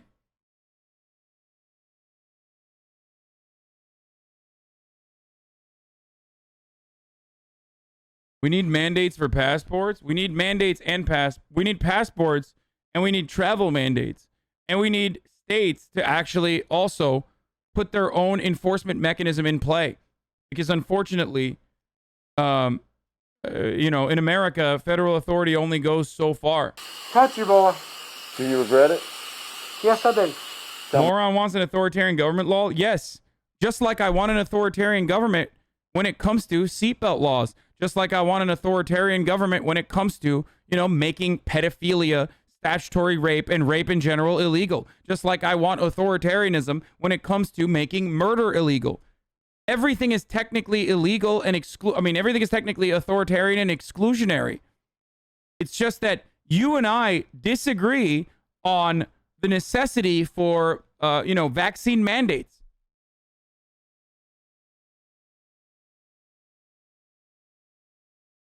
It's unconstitutional. Vaccine mandates obstruct on human autonomy. Oh, he was just kidding. Says the same person who thinks abortion should be legal and establish female... Wait, what? No. Says the same person who thinks abortion should be legal to establish female bodily autonomy? Yes. Because you can't fucking spread abortions.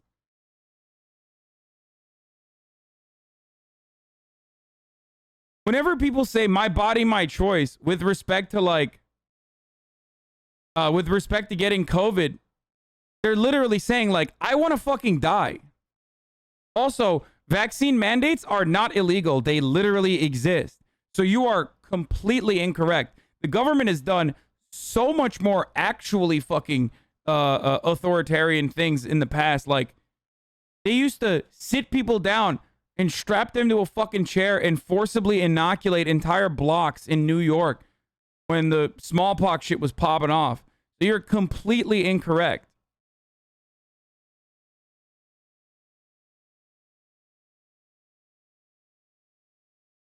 Lol, COVID only kills the weak. Yeah, says a person in my Twitch chat. I'm sorry, man. If you're in a fucking Twitch chat, you're very likely not. You're very likely at an at-risk population. Okay, I'm gonna keep it 100. Like, we all spend way too much time indoors watching streamers. Like, no, dude. Someone fucking sneezes on you, you're dead. So take the best precautions you possibly can. I hate to be ruthless with you, but it's right, and you know it's right. Why?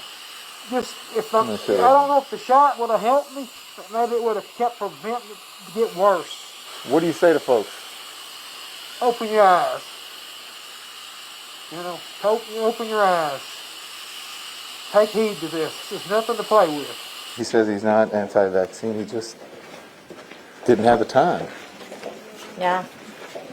You find that a lot? Well, yeah, a lot of people, I mean, some people are anti-vaccine. Some people just don't think it's, as important, I guess, if you will. They, they don't think it's going to happen to them. And unfortunately, what we're seeing here is that it can happen to anybody. I'm aware I'm in a hospital full of patients with the Delta variant, and so is the staff. There's strict protocol to try to keep the deadly virus from spreading. So you have to change it every time you go to a different... So not to a different room, to a different floor, because outside is clean space, inside is dirty space. Makes sense? Yes. So we keep COVID behind these walls. Got it. Wow, that's a lot that you guys have to go through. Yeah, it's time consuming, but we do what we have to do to make sure we protect everybody, the healthy and the sick. Let's do it. Is there some art to this? So I'm getting my new PPE because I left a different section or a different ward, is that right? Different unit. And so now wherever I go I have to have completely new PPE because they don't want to get me or anyone contaminated or bring something from another ward, another area. Okay. Ready? I'm ready. The next room I visit, I meet 40-year-old mother of four, Maxine Sawyer. 11 days ago, she came to the hospital thinking she was having a heart attack. She wasn't. Were you freaking out? I didn't freak out. I was shocked when they said I had COVID. Why? I don't go anywhere. We have been quarantining, disinfecting, doing everything that we're supposed to do. And I still ended up... The people are saying, isn't it tragic that they're all overweight? Like, damn, bro, welcome to America, bro. What do you mean? Like, we are the second most obese country on the planet, okay? PP. That's literally just America.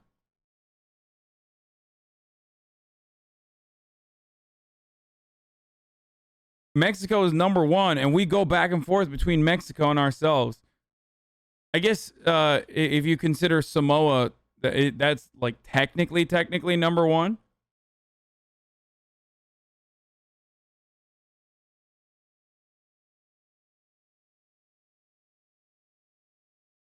It's also our fault that Mexico's number one, but hey. With the virus, my children got tested immediately. I'm the only one that ended up with it. Well, let me ask you, why didn't you get vaccinated?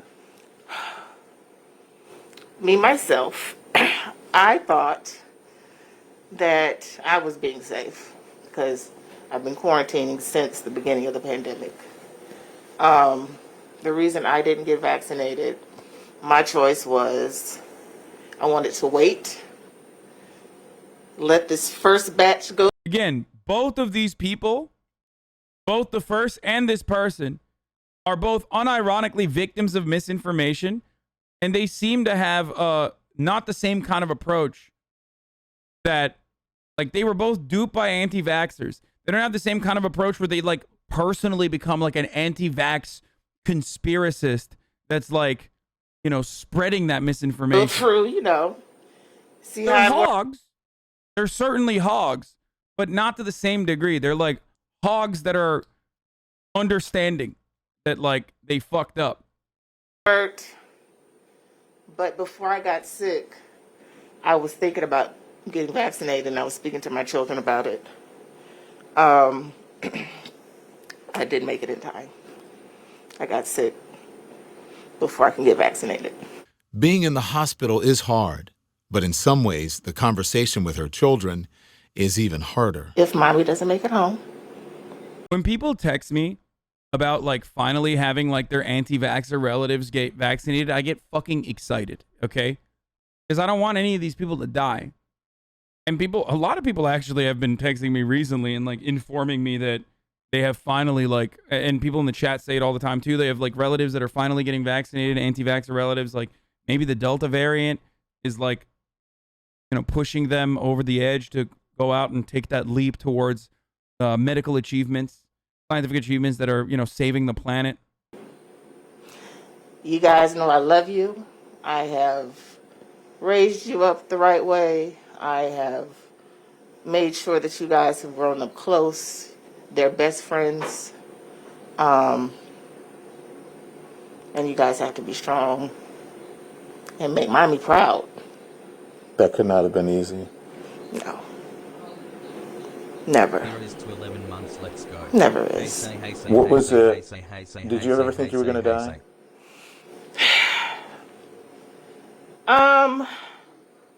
I knew it was a possibility. To experience death around me constantly was a huge ordeal for me. You experienced people dying here? Oh, yes. Oh, yes. Younger than me, healthier than me, you know, and it affects, even though I don't know these people, when you experience a cold blue or laughter in the with the staff turns to silence. That's wild, dude. You have like, I need reinforcements to make me feel good. All right. Reinforcements from the mini fridge, brother.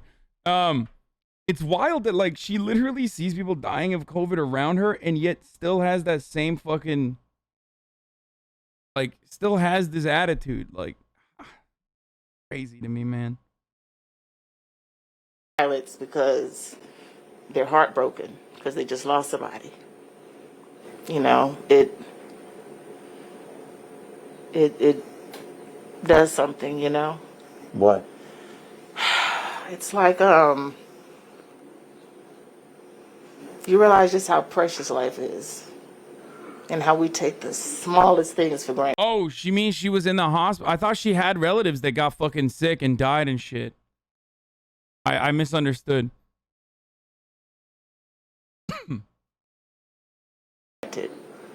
Like a single breath. One single breath we take for granted. Nobody's vaccinated at home? Nobody's vaccinated at home yet. How many of y'all? It is 5 of us. Children? Yes. Ages?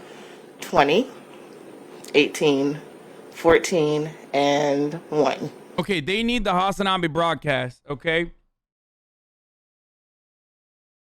Those kids need the Hasanabi broadcast. Let's be real.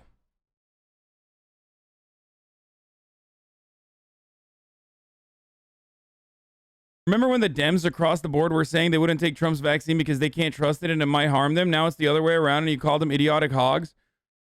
First and foremost, the Democrats that literally said, oh, I can't trust the Trump's vaccine were dumbasses if they actually said that. Most Democrats at the time were saying, we'll wait till the fucking CDC and the FDA give us confirmation to use it. So that's number one. Love you, thanks for and always two, being yes, they are idiotic hogs if they were unironically thinking that Trump made the vaccine. So I don't really care. What do you think? I will shy away from shitting on Democrats? I shit on Democrats all the fucking time. Also, the funniest part about this is, remember when you have to say remember when describing something that happened over 2 years ago or over a year ago? in order to make an argument.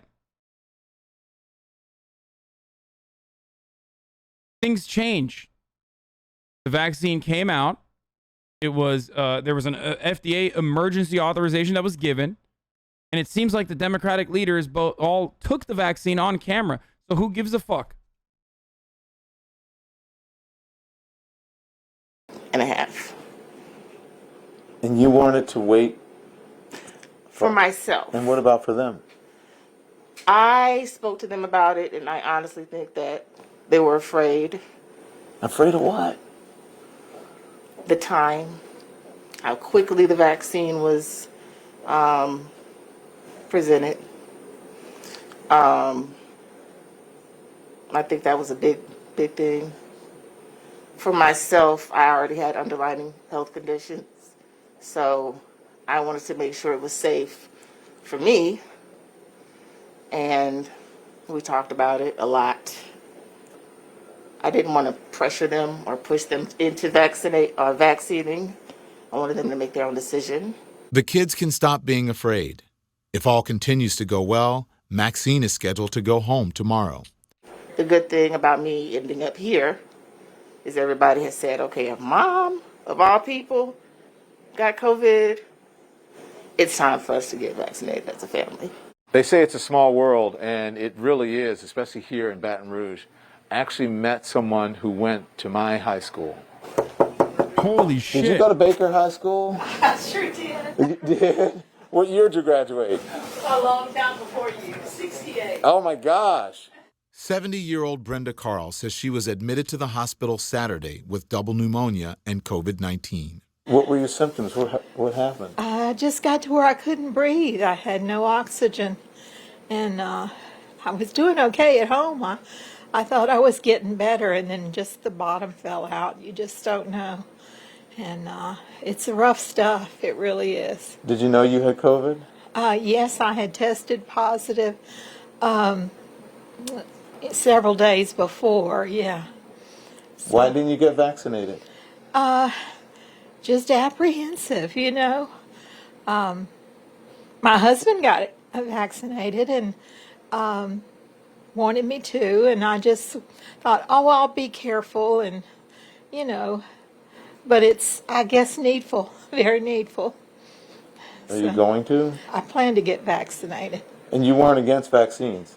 Oh, no, I've always taken vaccines. Dude, there it is, dude. There it fucking is. Don't delay this shit.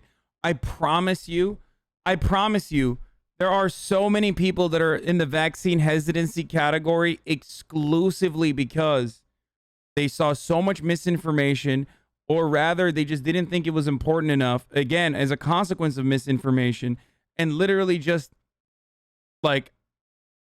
pushed it. But if they had a fucking vaccine mandate for federal travel, or even the fear of a vaccine passport, they would have went and gotten a vaccine like it happened successfully in France. It's so fucking sad, dude. This seems so different, you know, and just informational. I just didn't, I guess, get the information that I wanted, or thought, well, you know, it's so different. I'm not sure it's going to be a good vaccine. So, yeah.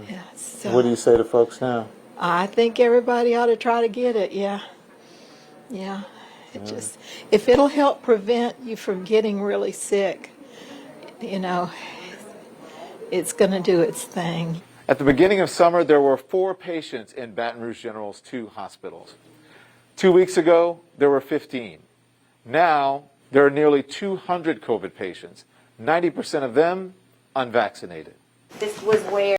Bro, I know hella people that got COVID, like, in the past month from the Delta variant, where they were vaxxed the fuck up, and they just, you know, they just took it. It was like a 3-day, it was like a fucking 3-day adventure for them, and most of them got better.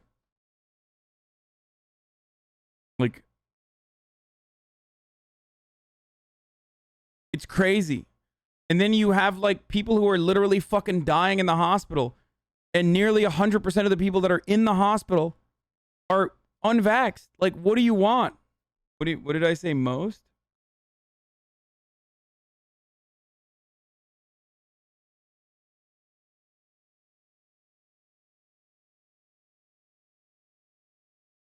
Did I say something wrong? I don't understand. You said most of them got better? Oh, no. Most of them got better in like 3 days. All of them got better in like a week. But not a single one of them went to the fucking hospital. And when you look at the hospital population, nearly 100% of them are unvaccinated. It's like the ad watcher population, right? When I run a top of the hour ad break, 100% of the ad watching population is unsubscribed. Okay? That's true. It's just the truth. Now, there are ways to be a part of the non-ad watcher population if you're a part of the 60%. What do you mean? Why did I say 60%? I don't know where the fuck that came from. Okay? Because at the top of the hour, every hour, there's a 6-second ad break. Thank you, Moxman, for the 5 gifted subs. And if you want to use the vaccination, it's like a $5 a month subscription or a Twitch Prime, which is free, or a ad block or a VPN if you don't want to use those. But Twitch Prime is especially if you have an Amazon Prime account, is just basically fucking free. Okay? And it's the most effective way that you can stop watching and stop seeing the ads at the top of the hour. Here's the ad now, though. Here, actually, we used to have our COVID patients just on this side in comparison to what it is now, just as a... This was just COVID back here. This was just COVID back here. Now everything is. Now everything is, yes, sir. How long ago? About a little over 2 weeks ago. Wow. Caring for wave after wave of patients since the start of the pandemic takes a toll on the hospital workers. What have they seen over the last year and a half? So we opened this hospital April 3rd last year, our acute care units and our ICU units to take in COVID positive patients. We did it 3 different times, and here we are again the 4th time. It looks a little different this time. Our patients are a little bit sicker, and they're a lot younger this time. Younger people? Younger people than the first surge, absolutely. These are just everyday people that I've been speaking. Aha! Türk Nukem. Türk'üm, Louisiana'da yaşıyorum. Eşim nurse practitioner. Yarrağı yedik burada. This is the one Turkish chatter that literally fucking went to Louisiana of all places from Turkey. I remember roasting him months ago. Maybe like a year ago. I was like, why the fuck would you move to Louisiana if you're moving to the United States of America? That's so funny. He's back. Oh! Bak. PFP'ye bak amına koyayım. Tam Türk işte. Let's see when he said that.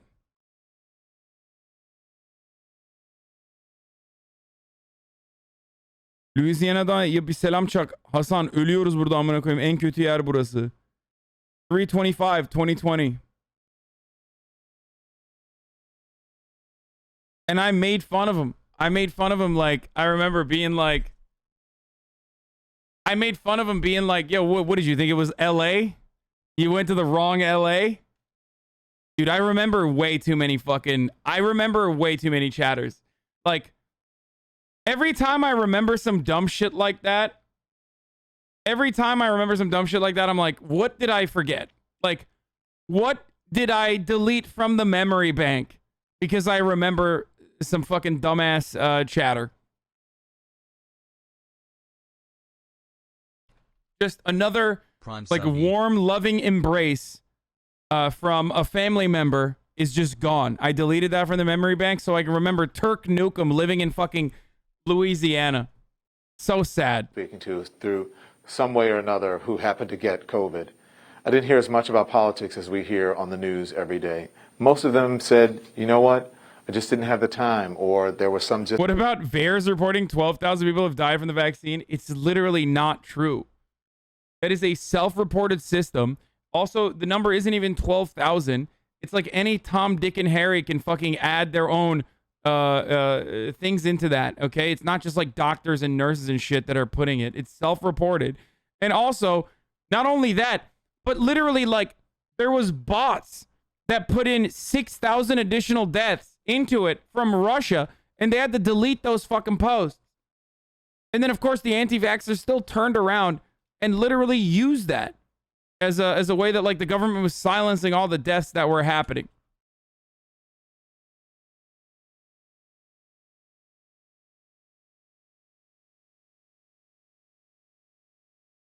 See?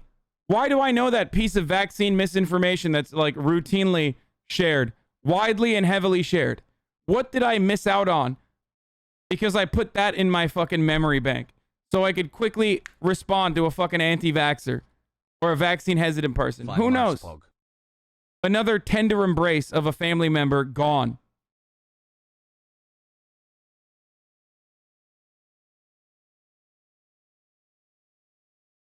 Hi, Daddy. I got the vaccine and died after 4 days, dude. It's super dangerous. Just ambivalence about. Okay, former Disney star gives anti-mask rant. Hell yeah. I can't believe Olivia Rodrigo went from the White House to the Right House and is now giving anti-vax rants, dude. That's crazy. Video of a school board meeting on mask mandates descending into chaos is being seen around the world. You can leave freely, but we will find you, and we know who you are. We're now learning that one anti-masker at the meeting in Tennessee is a former Disney star. My name's Lee Allen Baker, and I'm a California refugee. Lee Allen. What? No, Olivia Rodrigo is not an anti-vaxxer. I was just kidding because she's a former Disney star too. I believe. Baker starred in the Disney Channel sitcom Good Luck Charlie for 4 seasons. I'm so glad we're friends again. She also had roles in The King of Queens and other sitcoms. Where's Doug? She told the board what made her move from California to Tennessee. I gave up everything there, a really successful Hollywood career. Yeah, right. Really successful. My ass, dude. She was in like 2 fucking shows. Get the fuck out of here. Shows, gave it all up for freedom. Her anti-masker stance raised the roof. There are these books that I have, and I have them as a gift for you. The Constitution and the Declaration of Independence. Fucking own. Dude, conservatives are such dweeb lords, dude. I love that. I love when conservatives have like a profound take. It's like they love theatrics, right? They're like, I have books for you. It's called The Constitution of the United States of America. You heard of it? Like, wow, sick, dude. You're really fucking, you're so cool. Hey, guess what? You know, there are like actual laws in there that allow the CDC, if they see fit, to like quarantine massive swaths of the population and utilize FEMA facilities if they wanted to by, and the military to forcibly put you under quarantine at gunpoint. You should read it sometime. It's like literally a law. Guess what? That's actually a fucking law, chat. Did you know that? The Bill of Rights. And see, dumbass goes, you guys act like it doesn't exist though. So first of all, it's literally a piece of toilet paper, you dumb fuck. You absolute fucking moron. It literally does not matter, okay? So if the government was like forcibly putting you under quarantine at gunpoint, will he be like, oh, well, it's in the Constitution. I guess, okay, go ahead. Lock me up, Anthony Fauci. No, so shut the fuck up. The Federalist Papers and also the Bible. And these guarantee my freedom and yours and our children's to breathe oxygen.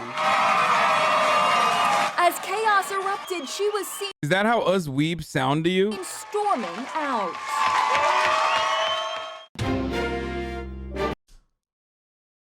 Dating 5 women without knowing their intentions, love, or money. We're going to get to that in a second, but let's watch this. This video contains graphic content. What the fuck? What does that mean, dude? Now that I watch like actual anti-vaxxers who were kind of chill and were like, I'm just hesitant, like I would have loved to fucking get the vax. Now we're going to watch anti-vaxxers who are in their deathbeds talking about how they're not going to get the vax. So I can piss myself off again.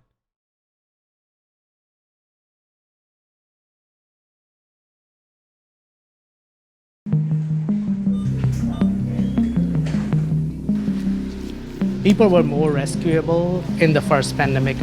This has a higher mortality in the younger group than the first one did.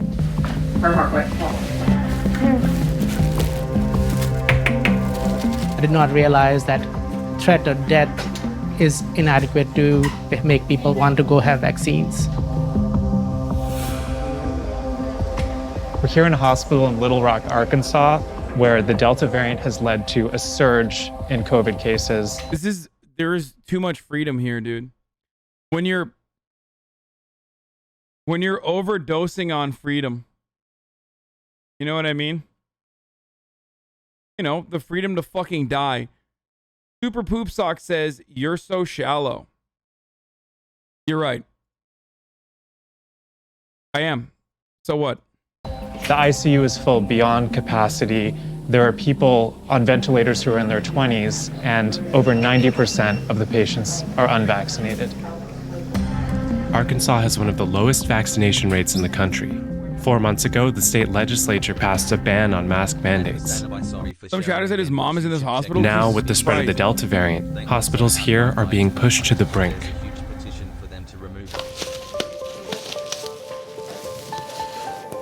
Hey, Ms. Chandler.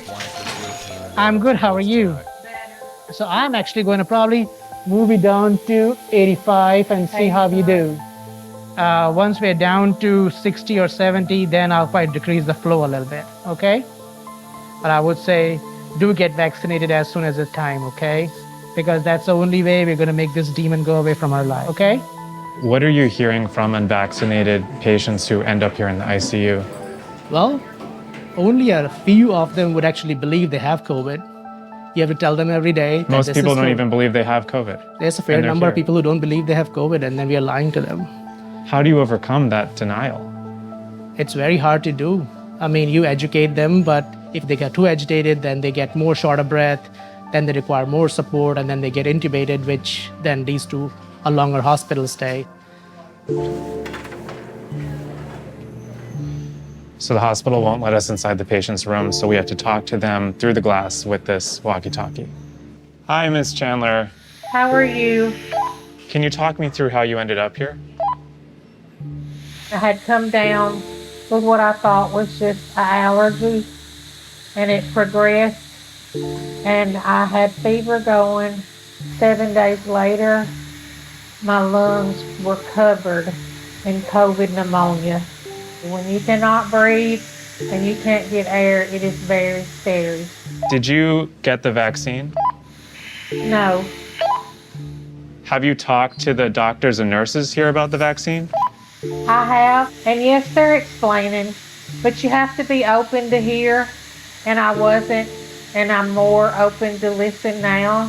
Why did you agree to be interviewed? I'm living something I didn't believe. I'm living it, and people need to know that it is real. It is real. People are dying. They are dying. 18 months into the pandemic, doctors here say they have more COVID cases than ever, and new groups are being hit harder. 20% of this hospital's recent COVID patients have been pregnant women. Lindsay Smith didn't get the vaccine and tested positive when she came to the hospital to give birth. She's asymptomatic, but had to be separated from her newborn son. This is our son. He's in the NICU right now. It looks like he's sleeping. How is it to not be able to go and see your baby in person? This morning was pretty difficult because 10 months. he's supposed to be with me, Can I get some hassle in the chat? you know.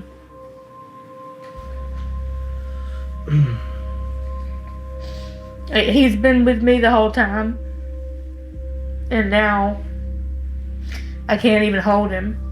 So that's definitely hard. I haven't got to meet my son yet.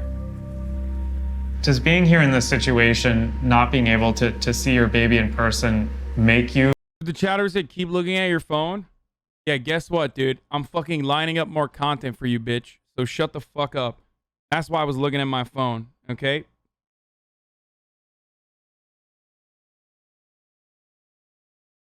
You start to reconsider at all not wanting the vaccine? Someone that we saw earlier in on the stream, I DM'd, I reached out to. I won't say who. See if they want to fucking come on the stream.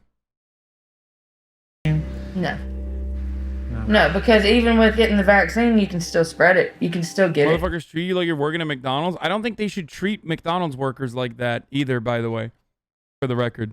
But yes, they treat I have some people that are in this community that unironically operate like a bunch of little fucking micromanagers at an Amazon distribution facility.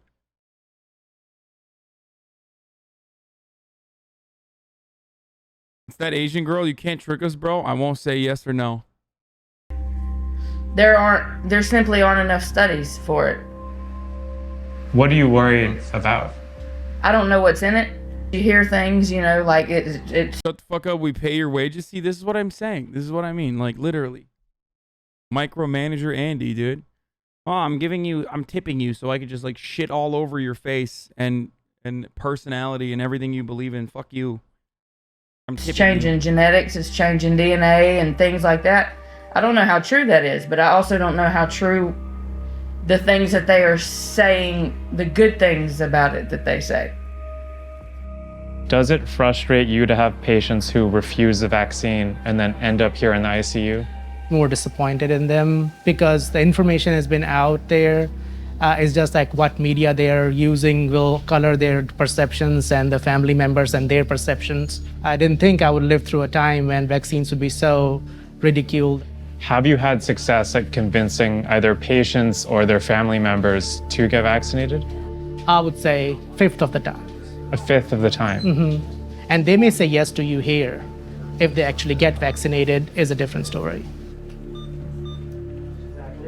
So these nurses are turning a patient over. It's called proning, and it's done to increase airflow.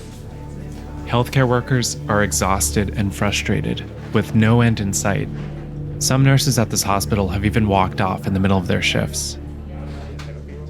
It's really hard to come to work all the time and just see such sick, young patients who are on every single resource that we can throw at them to keep them alive. You know, at this point, I'm kind of like, it is what it is. Are you worried about the next few weeks if cases continue to rise like this? Yeah. We don't have enough staff for it to get worse. It's just kind of like you're hitting a wall. Do you plan to get the vaccine after you get out of here? Not at this time. I've read all the bad stuff on it. I've not read any of the good because I didn't believe it. So I have to change my thinking and study.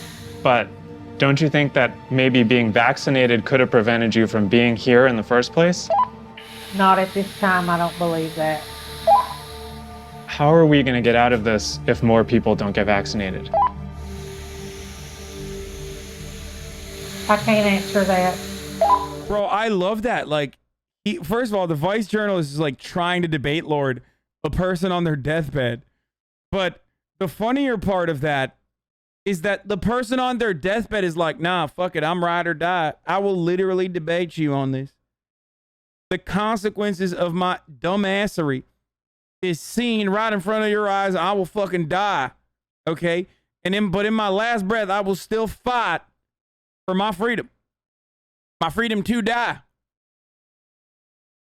It's insane, dude.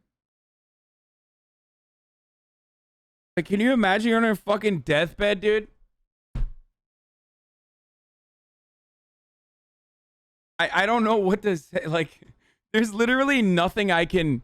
Like, there's nothing you can do to this person. You know what I mean? You just let them die. Like, fuck it. You know what I mean? Just... Like, it's so disrespectful to the fucking nurses and doctors and shit that are, like, working round the clock to keep your fucking dumbass alive, and you're doing everything you can to die. Like, it's literally like, I don't give a fuck. You need to treat me. I'm a human. Okay? And I'll fucking try to die as hard as I can. Fuck you. And also, I will simultaneously tell you that you're wrong. And you're working for a globalist George Soros conspiracy to hide the numbers of all the people that are dying of COVID, which is not real. It's like, what the fuck? At Hasanabi, did you see over 90 of physicians like coughing out a fucking lung while literally just, you know, saying that doctors are like engaging in nefarious actions.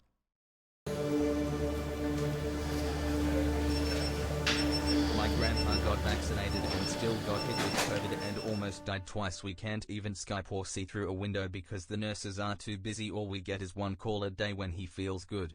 But luckily he getting better. It's just sad to see. Good to hear, chatter. They literally should have sent her home after this interview. Yeah. Yeah, that's what I'm saying. It's like, listen, let's take the fucking thing out then. Let's take the vent out, you know? I mean, if you personally, I don't want to watch more Afghanistan stuff. If you want to believe in you know, medical skepticism, you have every right to do so. We'll just take the vent out. You know, you figure it out on your own then. Let's see how much oxygen your lungs can pump without this machine. Yeah, we already did this. Man allegedly confesses to killing his kids, refers to QAnon conspiracies. Pog. Happy that we're good citizens, that we're peaceful citizens, but it's not going to be peaceful much longer. Okay? And this isn't a threat. I'm not a criminal. I've never been a criminal. But I'm telling you that good citizens are going to turn into real concerned and revolutionary citizens real soon. And nobody else is going to say that. I'm probably the only person that has the balls to say what I'm saying right now. That we're building, we're organizing, and we'll work. Dude, we're so dumb. We're the dumbest country. Like, the only time there's like a threat of revolutionary organizing and action taking place is not to like do anything that will help the working class, but literally the opposite. Like, we're revolutionary. We will organize, and we will do that to like make sure that, you know, all the doctors are murdered if they try to vaccinate us. Work with law enforcement or without law enforcement. But you won't stop us when time comes because our families are starving. And if you don't hear the seriousness of my voice, I hope you open your ears and you absolutely listen to what I'm saying. Because this is a warning. I mean, yeah, now he's on a list. For what's coming. It's not going to be peaceful much longer. It's not going to be rah-rah. It's not going to be speeches. It's not going to be gathered outside saying a Pledge of Allegiance. It's not going to be waving flags. It's going to be real. When you've seen the things that I've seen, I went to war for this country. I've seen the ugliest, dirtiest part of humanity. Okay, any veteran that's an anti-vaxxer is like doubly a dumbass because, dog, the military first of all, military's about to mandate it. That's number one. Okay, so good luck on that. Literally, like, they're about to mandate it before they even get the final full-blown FDA approval. They went to Joe Biden to potentially get a additional, like, what is it called? It's like a additional confirmation, I guess, to be able to mandate it in the military. And secondly, depending on what fucking tour you did, you already pumped yourself full of dumb shit at the like the MREs that you eat alone will fucking mutate you.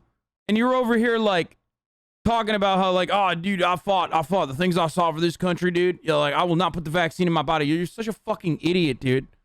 You literally were a part of the fucking military, which means that you already took a bunch of experimental shit to begin with, and there's a vaccine mandate. You took every fucking vaccine that that the military told you were supposed to take. What the fuck are you crying about? I've been in combat, and I never want to go back again. But I'm telling you what, I will to save this country. If it has to be against our own citizens, it will happen. And there's a million people like me, and you won't stop us. Open the county. Let our citizens do what they need to do. Let owners of businesses do what they need to do to feed their families. Take the masks off. You get like 3 to 5 shots to go overseas. Yeah, you take like all the regular vaccines, which are mandated to begin with. Okay? But then also on top of that, you get experimental shit too. You get pumped with like experimental shit on top of that. So it's like doubly idiotic to take this approach as a military person. That's a video from August 2020 that was made popular again by being shared by right-wing sources. Oh, the dude's name is Carlos Zapata, and that's from last year? Never mind. So it's not even about the vaccine. It's about fucking mask wearing. That's even worse, dude. At the fucking peak of the COVID pandemic, this dude was crying. He literally carried 80 pounds of gear. 80 pounds of gear in the fucking hot summer desert in the middle of the fucking Middle East. so he could knock down fucking doors and scare a bunch of Afghan kids shitless. Okay? Got absolutely fucking brutalized by the process. Your nails are pretty. Came back to America and is now fucking crying about mask wearing, dude. Someone said saltpeter. Is saltpeter real? Do they actually put it shup in the Turkish military? It's called shup. Is that a real thing that they still do to the military food so your dick don't get hard?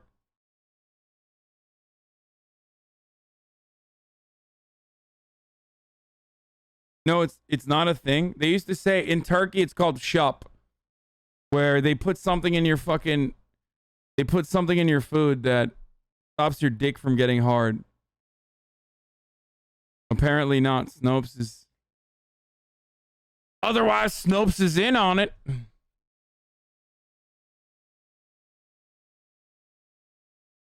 During boot camp, yes. Every country's military has that meme.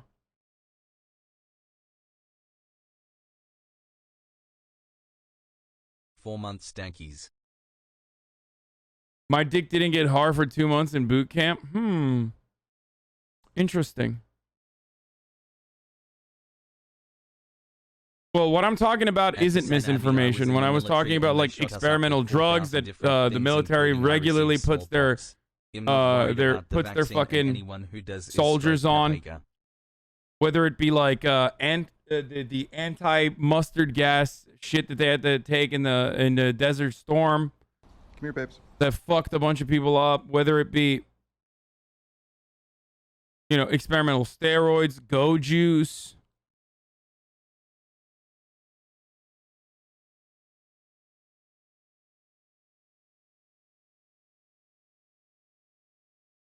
Sorry, I'm like clicking on videos that I want to line up to watch. Second Thought had a good one, right? Second Thought had like a really good video, right? I think capitalism and... No, nah. Is the U.S. becoming a dystopia?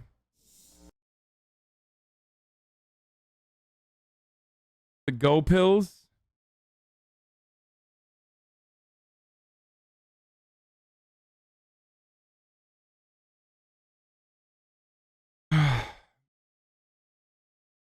No, I mean, it's Second Thought. They're fucking awesome. So it's not even...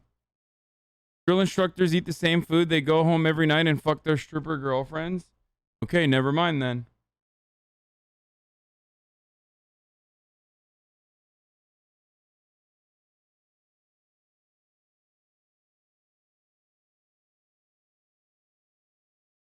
There's this dude, Steve 1989 MRE Info, that reviews MRE meals and is really entertaining. Dude, yeah, I know. You think we don't know? Come on, dude. There's another one. Dave's Explanation by Oris Crime. JCS inspired this content. Michael David Tronis, better known as Dave Tronis, is awaiting trial in regards to his wife, Shanti Cooper. He's being held in Orange County Jail awaiting trial. Found a new JCS style fucking murder.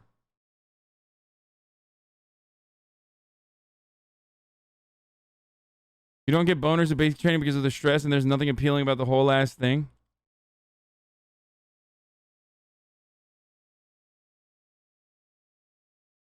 Has comfy hassle. And then they hate America, weaponizing patriotism. There's gonna be OK Bud as well. Oris Crime is the guy that did the Lonzy Barton vid, all these plot twists, and it's really good. MREs are not kind of fire unless you mean like they make you poop fire, or rather they fuck you up from within.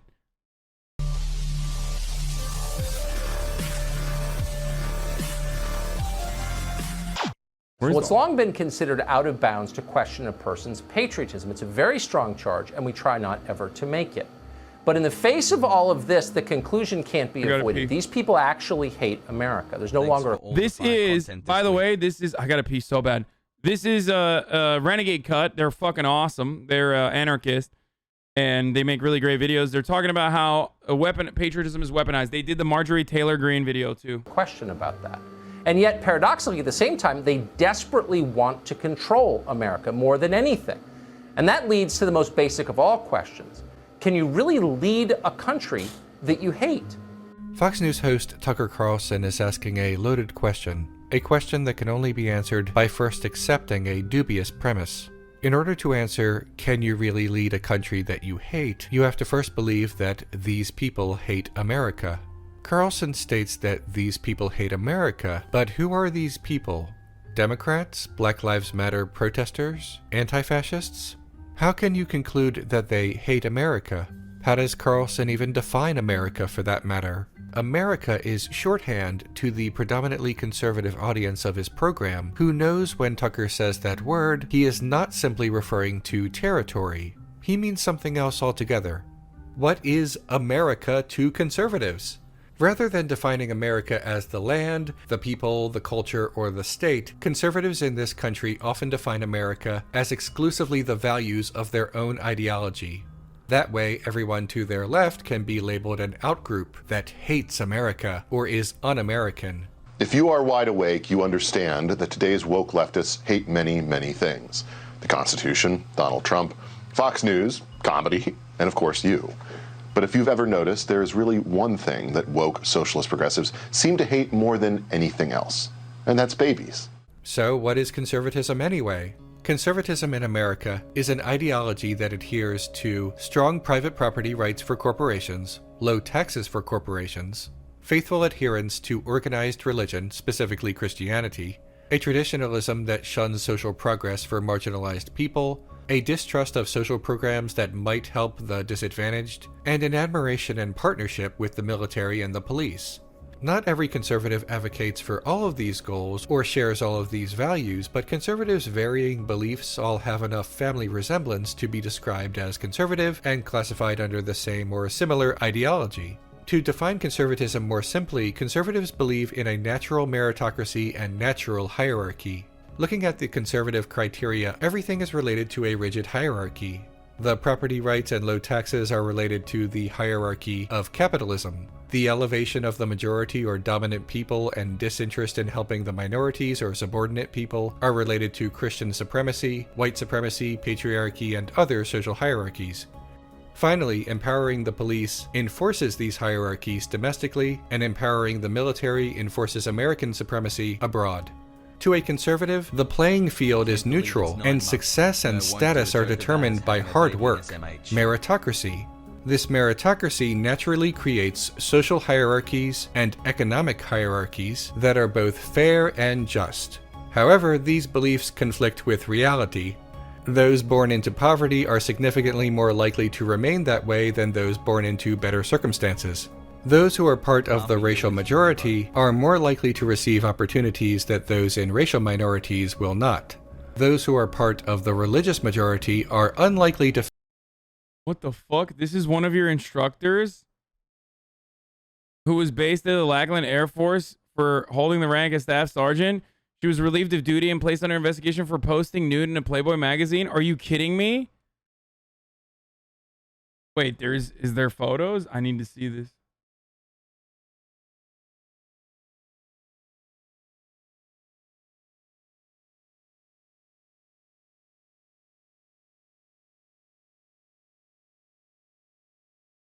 What? There's nothing wrong with this. She consensually did the fucking... I need to see the documents to see if they were worthwhile, dude. It seems like they were, though, to be fair.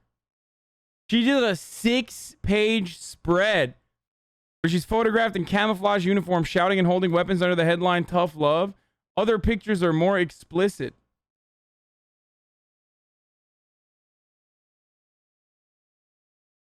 I'm doing fucking research, dude. If anything, you should be like, wow, I'm proud of my streamer for checking in and diving deeper into Michelle Manhart. But you're not.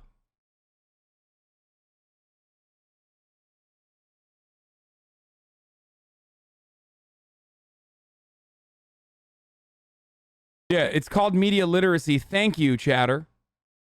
Thank you, Bedhead. It is called media literacy, okay? I'm just trying to make sure that I understand the media. Face the same obstacles as those in the religious minorities.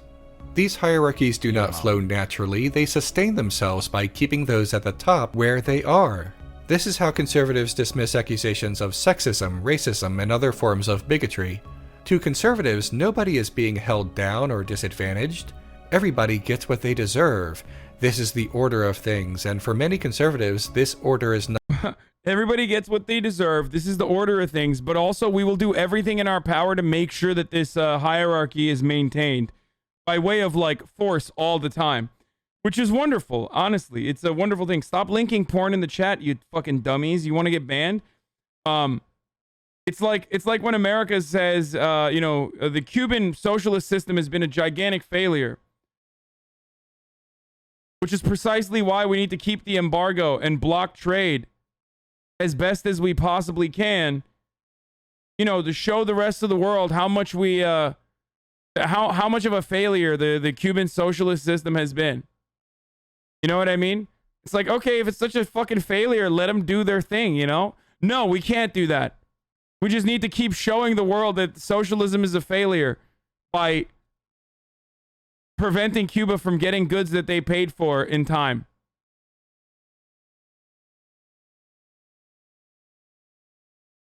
Not simply natural, but is ordained supernaturally by their God. Furthermore, this belief in meritocracy not only justifies hierarchy within America, but justifies a hierarchy of nation-states. To conservatives, America is allowed to control the world through its foreign policy because it has earned that right through its military strength and economy. Conservatives perceive America as American values, but they define American values the same way that they define conservative values. In truth, there is a diversity of values in America. People are not a monolith. My values are not the same as a liberal's values, and a liberal's values are not the same as a conservative's values. Nevertheless, conservatives ignore diversity. They dispute diversity. They believe in hierarchy, and for them, something must be at the top.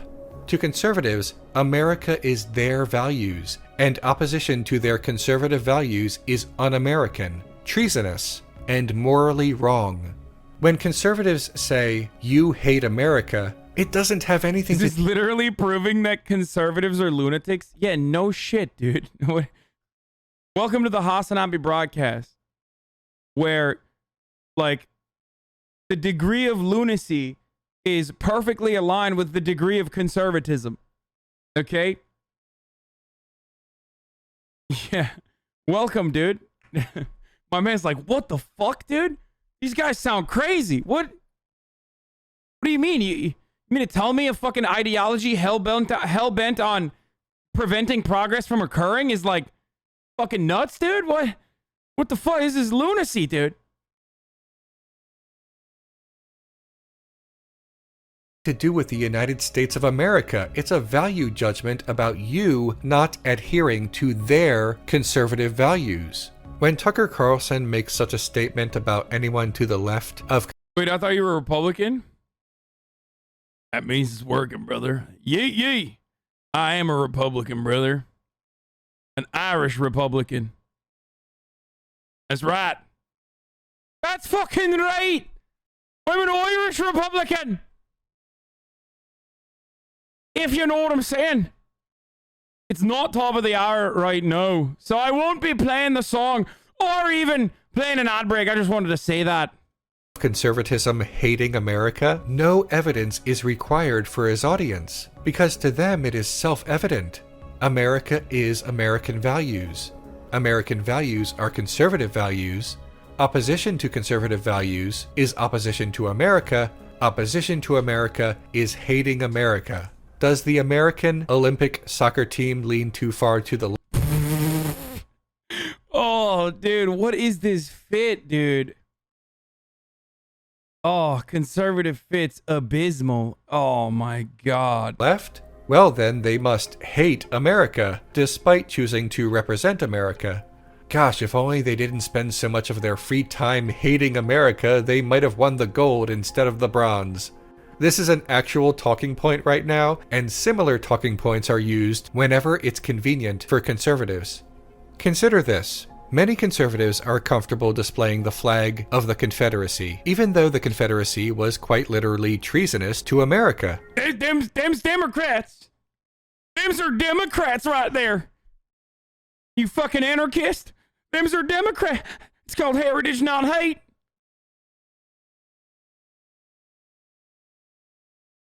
Why is this? Because the values that the flag symbolizes align with their own. Conservatives do not see the contradiction because their conception of America is only their values, not anything else. This also accounts for why the Confederate flag can be seen waving not only in the South, but in many parts of the North. Ohio. Literally the greatest example. It's like motherfuckers in Ohio waving the Confederate flag. It's like, dude, have you no respect for your grandparents? Like, what the fuck? What do you mean, dude? You're in Ohio, dude. What the fuck? Wait. Why are you doing that? I mean, we know why, but...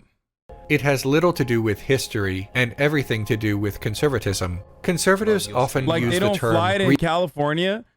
Okay, but like, Ohio was profoundly important. You know what I mean? Pennsylvania and Ohio were like important. Important state. It's like funnier when they're repping it in Ohio.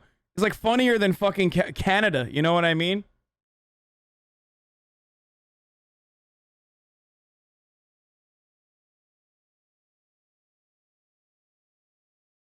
Like, if you see it in Oklahoma, you're like, yeah, whatever. It's fucking Oklahoma, you know? Wasn't a thing. Real America to refer to themselves, the implication being that anyone to their left is un-American or a fake American. Real America, and what I've been saying for weeks, and last time I was on with you, real America sees what's going on here. Conservatives do not see America as its people because they believe approximately half its people are not real Americans. Despite what Tucker Carlson claims, conservatives have a long history of un-American accusations that further... You know, we talk a lot about how beards are makeup for men and stuff, but like, here is one guy who could not even take advantage of having like a good beard, and that is Donald Trump Jr. My man's just still ugly as sin, beardless, with a beard, doesn't matter, just unfuckable. Furthered their cause and diminished the left. The Immigration Acts of 1903 and 1918 prevented anyone from entering America if they were suspected of being an anarchist. The Immigration and Nationality Act of 1952 prevented anyone from entering if they were suspected of being a communist. Leftist ideologies were labeled un-American, incompatible with living in America. Naturally, laws with such sweeping powers could also be expanded to anyone the state chose. Labor activists, scholars, and writers were either prevented from entry or deported.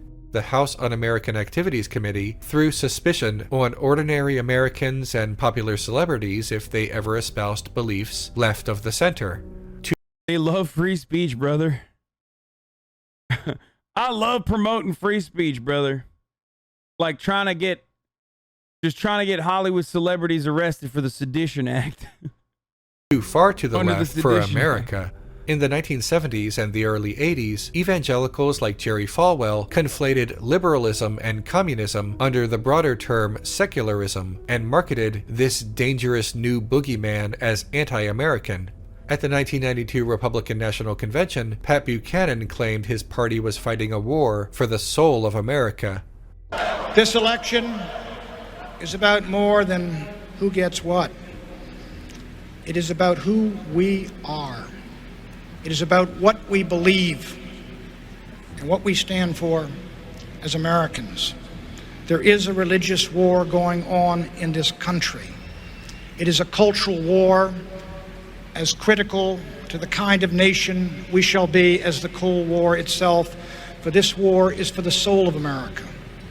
This was also part of the Donald Trump campaign. A very racist soul. Particularly the slogan, "Make America Great Again." He ran on a right-wing platform, and the implication was that in order to restore American values, America needed to become more conservative. In one ad, entitled America First, the Trump campaign implied that politicians in the opposing party were unequivocally and inherently un-American. By using the term America First, the implication was that his opponents were putting America second, and were By the way, for the record, if it doesn't matter what country you live in, for those of you who are like watching this from Europe or whatever, you will probably recognize a lot of the similarities in your country as well with your leaders as well, because conservatives are the same. Okay? Universally, these are universal concepts. They're like a couple steps removed from fascism almost always, And they always have that similar fucking attitude that they try to reinforce within the public. Now, depending on the material conditions, your situation might be a little bit different. Like conservatives in the UK are doing their very best to like cripple the NHS from within, but never fully abolishing it, never fully destroying it, because that's completely unpopular. But as far as as far as the differences goes, like a lot of conservatives are doing exactly the same shit that our conservatives are doing with respect to like drumming up nationalist support and exclusionary actions, shit like that. Therefore, less American than himself. I was laughing at you a lot for the culture war for a while. Now exactly the same thing is happening to us. And guess what, motherfucker? I literally told you back when you motherfuckers were like, oh, this is so funny. Very funny.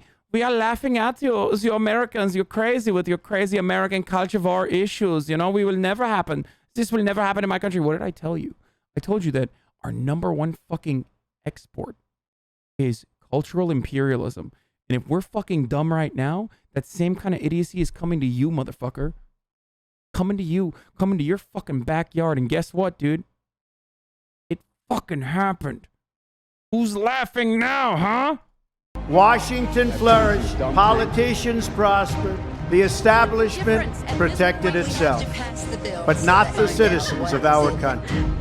Their victories have not been your victories. Their triumphs have not been your triumphs. That all changes starting right here and right now. From this day forward, a new vision will govern our land. It's going to be only America. Man, that's beautiful, dude. I miss him so much. Hey.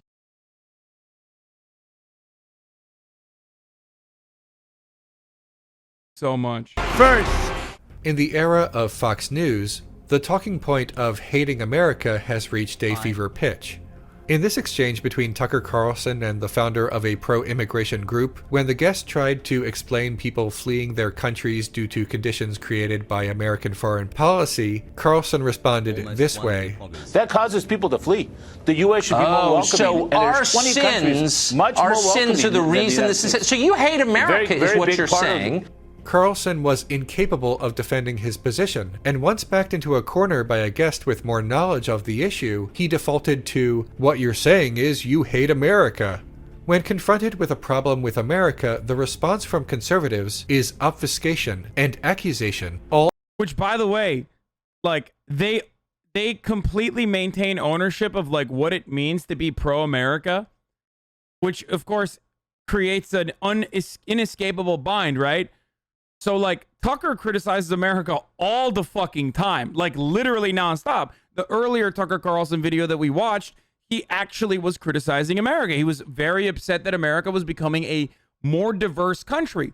And some could potentially even say that diversity is at the heart of why America is different, right? We are one of the most diverse countries on the planet. We are incredibly diverse, and that is a fundamentally American value, right? So criticizing that is like criticizing America. And yet Tucker Carlson, unironically, was like, this is unacceptable. Like, this is absolutely unacceptable, right? But no one will ever turn around and be like, well, that's fucking un-American that you're saying that, Tucker Carlson. You know what I mean? Because conservatives own that shit. They own what it means to be American. all in one term. You hate America. Are you protesting racial inequality and police brutality?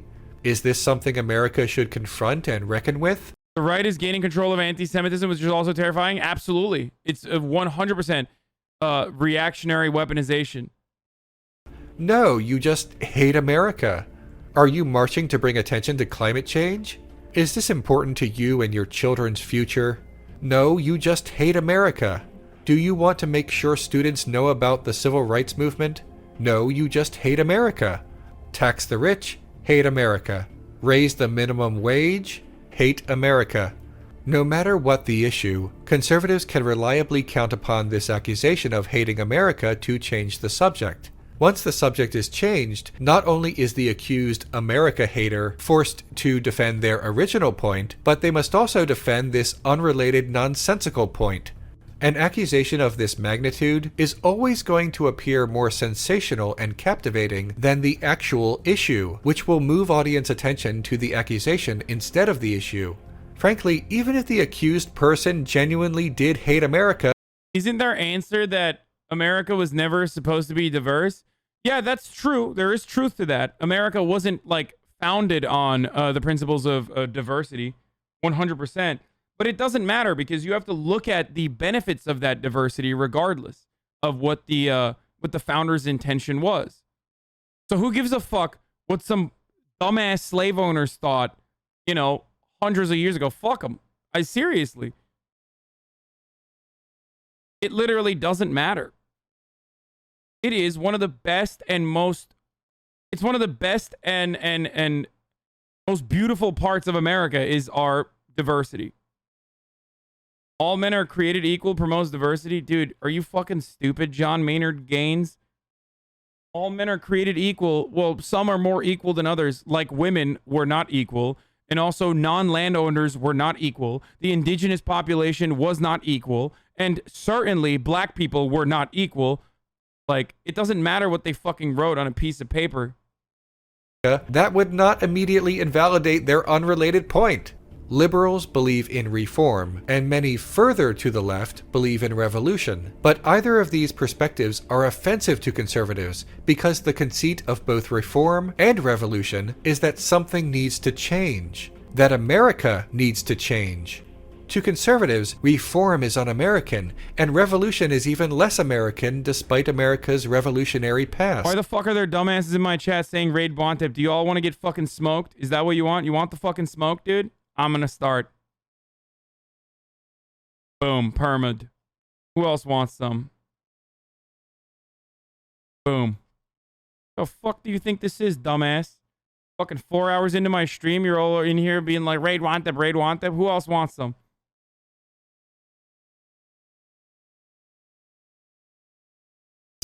Conservatives are even comfortable throwing their own cherished institutions under the bus if they prove themselves to be not conservative enough and therefore not American enough. Remember how admiration of the police and military are key conservative features?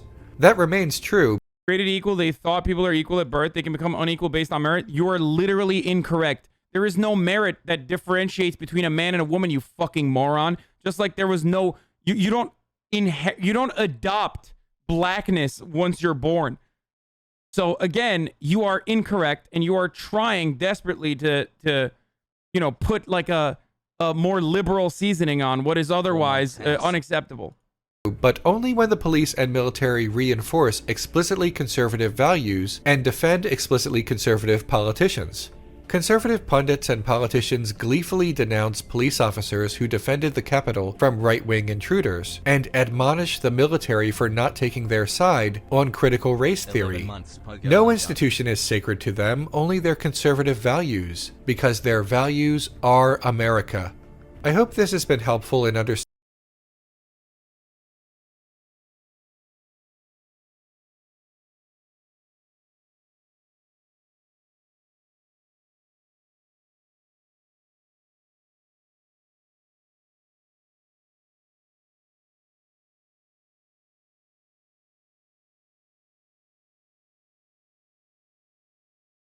One year of I should ban him just for that. Trans rights are human rights. Transgender pride. Transgender pride. Transgender pride. Fucking piece of shit, dude. Yo. Just fuck. It was good. You fucking got me, dude. Okay, there's nothing. I can't say anything. I literally have nothing. You got me. You boomed me. You fucking rolled and smoked. Okay. Fuck you and that LSF chatter who wrote that comment originally, if there was even an LSF chatter, or if you just like kind of made that up. I give up. I caved. That was very good. Understanding where this talking point comes from, what this talking point really means, and that the next time a conservative says you hate America, their intentions will be more transparent. It is a derailment of an argument, not a real argument. It's not highlighting a point, it's hiding a point. It's loud, obnoxious nationalism, like the motherfucker wrote, you always move goalposts and change your positions. And then I clicked on his logs, and in his logs it said, where was it? Wait, did someone just log? What was his name? So I could just read it.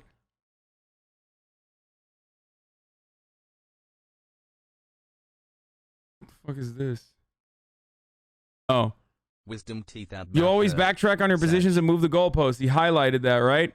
So I clicked on his log and I read his log. It said, yo, Hassan, I saw an r/livestream fail that anytime someone says you always backtrack on your positions and move the goalposts, you can check logs. I'm going to test it out.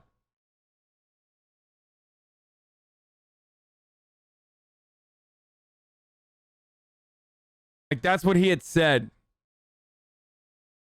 He literally lined it up, dude. He lined it up and he fucking shot me.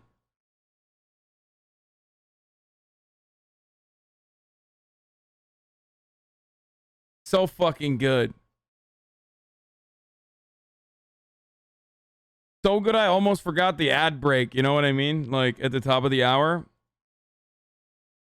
And while I might have had a better segue originally,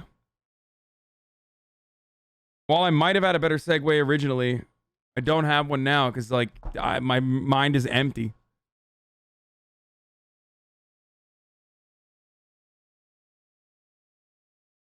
But it is top of the hour regardless, or at least 10 minutes early. But time for a 60-second ad break. And if you want an ad-free broadcasting experience, if you want no fucking ads, or if you want to support the stream, you can fucking subscribe for $5 or for free with a Twitch Prime. You can use an ad blocker or a VPN. However, Twitch Prime is free if you already have an Amazon Prime account. So here's the 1 minute ad break now.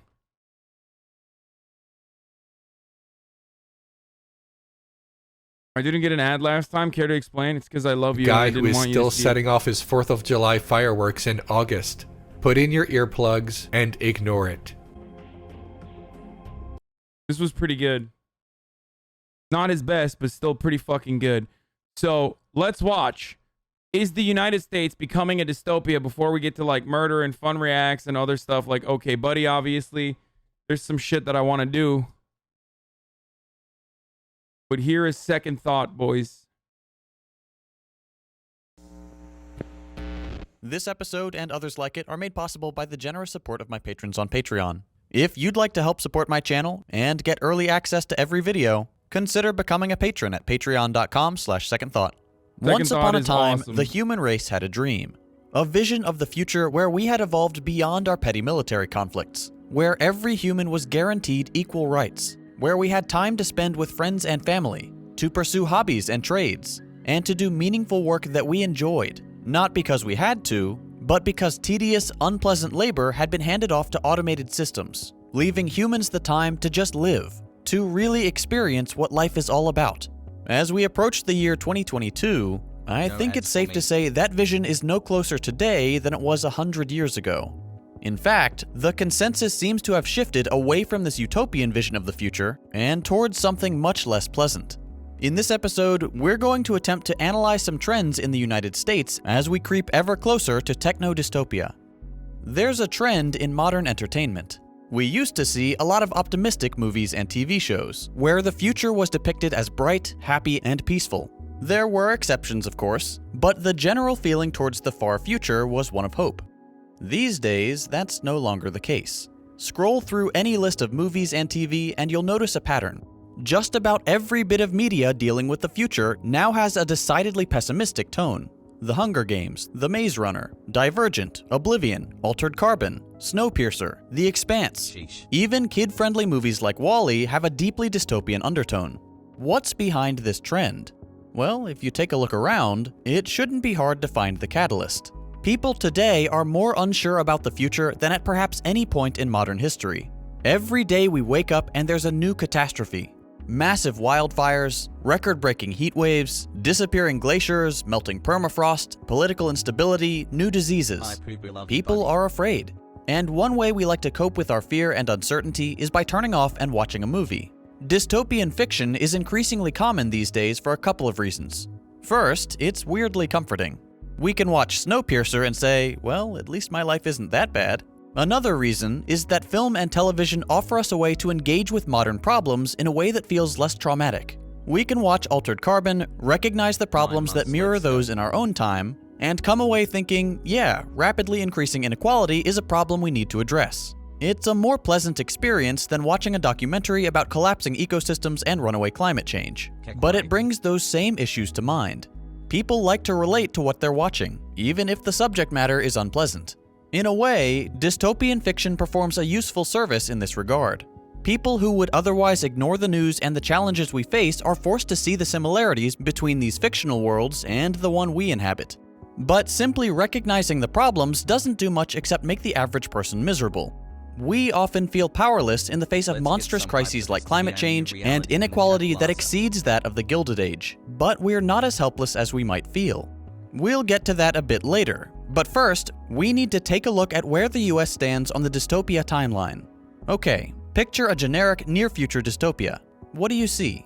Grimy cities, pollution, crushing poverty juxtaposed against glistening neon towers, and usually a handful of massive, all-powerful corporations running the show. That description may already be ringing alarm bells in your head, but let's break it down a bit. Good dystopian fiction usually relies on a handful of tropes. Some kind of environmental collapse, absurd levels of wealth inequality, and powerful technocrats ruining lives and often the planet to fund their empire and their megalomania. Let's evaluate the United States based on these three factors. We'll start with environmental issues. Unless you've been living under a rock, you know by now that climate change is happening, and it's not looking good. The fallout from the rapid warming, caused mainly by human activity, will be severe, and it's already begun. As of writing this script, Greece has been burning for over a week and is showing no signs of stopping. Thousands of people have had to evacuate under red skies, blistering heat, and suffocating smoke. Other countries face similar conditions, as we saw in Australia not too long ago. Coastal regions face unprecedented flooding, as I saw firsthand while shooting a documentary in the Marshall Islands. We're beginning to see the first climate refugees as entire regions become uninhabitable. The IPCC, an international group at the forefront of climate research, has just put out their most recent paper, and it's shocking. You may be thinking, yeah, I've heard this before. It's true. The entire scientific community has been begging policymakers to listen for decades. But guess what? It's looking like it's too late. The new report is full of data that even the experts didn't expect, at least not so soon. Glaciers are melting at rates that should be happening at higher levels of warming. Permafrost is melting at rates climate scientists didn't expect we'd see for another 70 years. Flooding exceeds expectations, as do droughts, wildfires, and extreme weather. The bottom line is that 1.5 degrees of warming, which has been the number scientists have urged us to try to stay below, is going to produce consequences that look more like 3 degrees of warming. The climate crisis is accelerating. We can no longer ignore the fallout. It's only going to get worse. Now, it's only dystopian if we refuse to adapt and mitigate the fallout, right? Surely world leaders are working tirelessly to solve the problem. Come on, you should know better than that. Without fail, world leaders are refusing to take sufficiently radical steps to stave off the worst effects of climate change. In fact, here in the US, the current administration is carrying on with business as usual. While Republicans will openly deny climate change to muddy the waters and keep their corporate donors happy, plenty of well-meaning Americans believe the Democrats actually care. They do not. While they pay lip service to long-established science, the Democrats are beholden to the same corporate interests as their more repugnant colleagues. For example, Biden recently said, "We can't wait to tackle the climate crisis. The signs are unmistakable, the science is undeniable, and the cost of inaction keeps mounting." That's nice. And yet, approvals for oil drilling are on track to reach their highest level since George W. Bush was president. A politician's words don't mean anything if they constantly act in a way that contradicts their flowery language. The situation is pretty grim. Politicians understand this, but they are invested, often literally, in the preservation of the status quo which benefits them and the rest of the rich and powerful. Read the IPCC report for yourself. I've left a link in the description. Voting for the less awful presidential candidate isn't enough anymore. While climate change is definitely the most pressing issue facing our species, and many other species, dystopian fiction often focuses on smaller-scale, human-centric problems. One of the most quintessential of these is the issue of rampant inequality, the wealthy looking down on the unwashed masses from their glittering towers. In Altered Carbon, the rich have found a way to essentially become immortal, the final hurdle for the elite, while the poor are left to suffer and die far below the cloud-top utopias of society's upper crust. The quest for immortality is something that our own billionaires are absolutely pursuing. There's one startup which offers plasma transfusions from the blood of young people in an effort to slow the aging process. Some of the more dedicated elite, like PayPal founder Peter Thiel, routinely spend $40,000 per quarter for blood transfusions from 18-year-olds. We also have the absurdly wealthy going on little joyrides to space, just because they feel like it. Jeff Bezos spent $5.5 billion to spend 11 minutes as far above the poor people as he could possibly get. Meanwhile, his workers, who do the actual labor that produces Amazon's profits, face some of the most inhumane conditions in the country. To get a sense of just how absurdly rich these people are, consider this. There was one open seat on the flight. The person who had the winning bid, nearly $28 million, canceled because of a scheduling conflict. Can you imagine that? Sorry, can't make it to my $28 million space flight, something came up. Bezos has long been the subject of intense criticism from the left, but he's really done it now. Even older, more conservative people saw this little stunt as an obscene waste of money. In a way, I'm glad it happened. It is nearly impossible for people to understand just how much money our modern-day robber barons have hoarded. Watching Jeff Bezos blow $5.5 billion on an 11-minute joyride helps put it in perspective. That $5.5 billion doesn't even put a dent in his wealth. While it's easy to point at the richest handful of people on Earth and say, bad, there is still tremendous inequality several rungs below them. For example, Jamel Brown, a hospital janitor in Missouri, was awarded Employee of the Month after contracting COVID trying to keep other people safe. For his efforts, he was given a $6 voucher to the hospital cafeteria. Meanwhile, the CEO, who has likely never set foot on the premises, got a 13% raise to $30.5 million. This executive receives 1,000 times the compensation of workers society called essential for 6 months and then cast aside. Jamel Brown, once considered an essential worker, can't afford his own apartment and hasn't gotten a raise in 2 years. Absurd, offensive stories like these really help to drive the point home for average Americans. Our lives continue to get worse, while the already rich continue to get richer. Here's another example. Larry Fink, the CEO of BlackRock, the world's... I don't understand. The janitor is actually doing replaceable labor, so technically they deserve only $6 at the hospital cafeteria, whereas the CEO is doing irreplaceable labor. It's really in high demand, so they deserve the competitive wages. I read an econ textbook which told me this is the right thing to do, so haha, fuck you guys, okay? I love that he put fucking Elysium in the beginning. You guys already know this. Old heads and old fans know that I am a gigantic fan of Elysium. I think it's one of the best movies ever made. It's like a dog shit movie overall, but like so good at showing the Ancapistan libertarian paradise. You know this. Zizek and I agree on this too. Ideology. Pure ideology. Largest asset manager, went on the record to say that Americans will have to work longer and make risky investments in order to retire.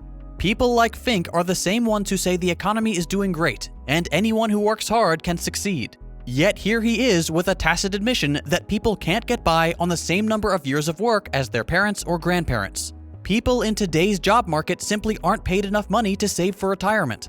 But if you want to get really dystopian, let's take a look at how the state treats its least fortunate. This video was taken in Venice Beach. Here you can see a few people in a makeshift shelter, not bothering anyone, with nowhere else to go, being forcibly evicted by police armed with assault rifles. As the country faces a wave of evictions unlike anything we've ever seen, remember this video. This is how the homeless are treated. Over 30 million Americans are facing homelessness because their savings were destroyed by the pandemic. 30 million. Inequality in the United States now exceeds even that of the Gilded Age, the most extreme disparity in the country's history. With every crisis, the rich get richer, those who consider themselves middle class lose everything, and the poor fall deeper and deeper into crushing poverty. The final trope in our dystopia comparison is the ever-present hand of the technocrats and the giant corporations. I think it should go without saying that this country is run by corporations in all but name. Why haven't we acted on climate change? Because Exxon has lobbied against it for decades, despite being among the first ones to realize their activity would cause problems down the line. They fund both parties. So does the military-industrial complex, companies like Lockheed, Boeing, and Raytheon. Why do you think we're always involved in low-level wars? It's absurdly profitable for these companies. Why don't we have universal healthcare like every other industrialized nation? Because the insurance and pharmaceutical companies make massive donations to both Republicans and Democrats. Then you've got the mega corporations like Amazon, Google, and Disney. Want to buy something? Amazon has it cheaper. Streaming video? Amazon has it. Delivery? Amazon. Groceries? Amazon. Spaceflight? Apparently, if you have $28 million. Disney is slowly consuming all other media companies and IPs. Google dominates web traffic. This country is run by corporations, and they want to make sure it stays that way. But let's talk about the really dystopian stuff. There's a Nevada bill up for consideration that would allow tech companies to create their own cities, complete with governments, the right to develop their own taxation, and essentially equal power to traditional counties.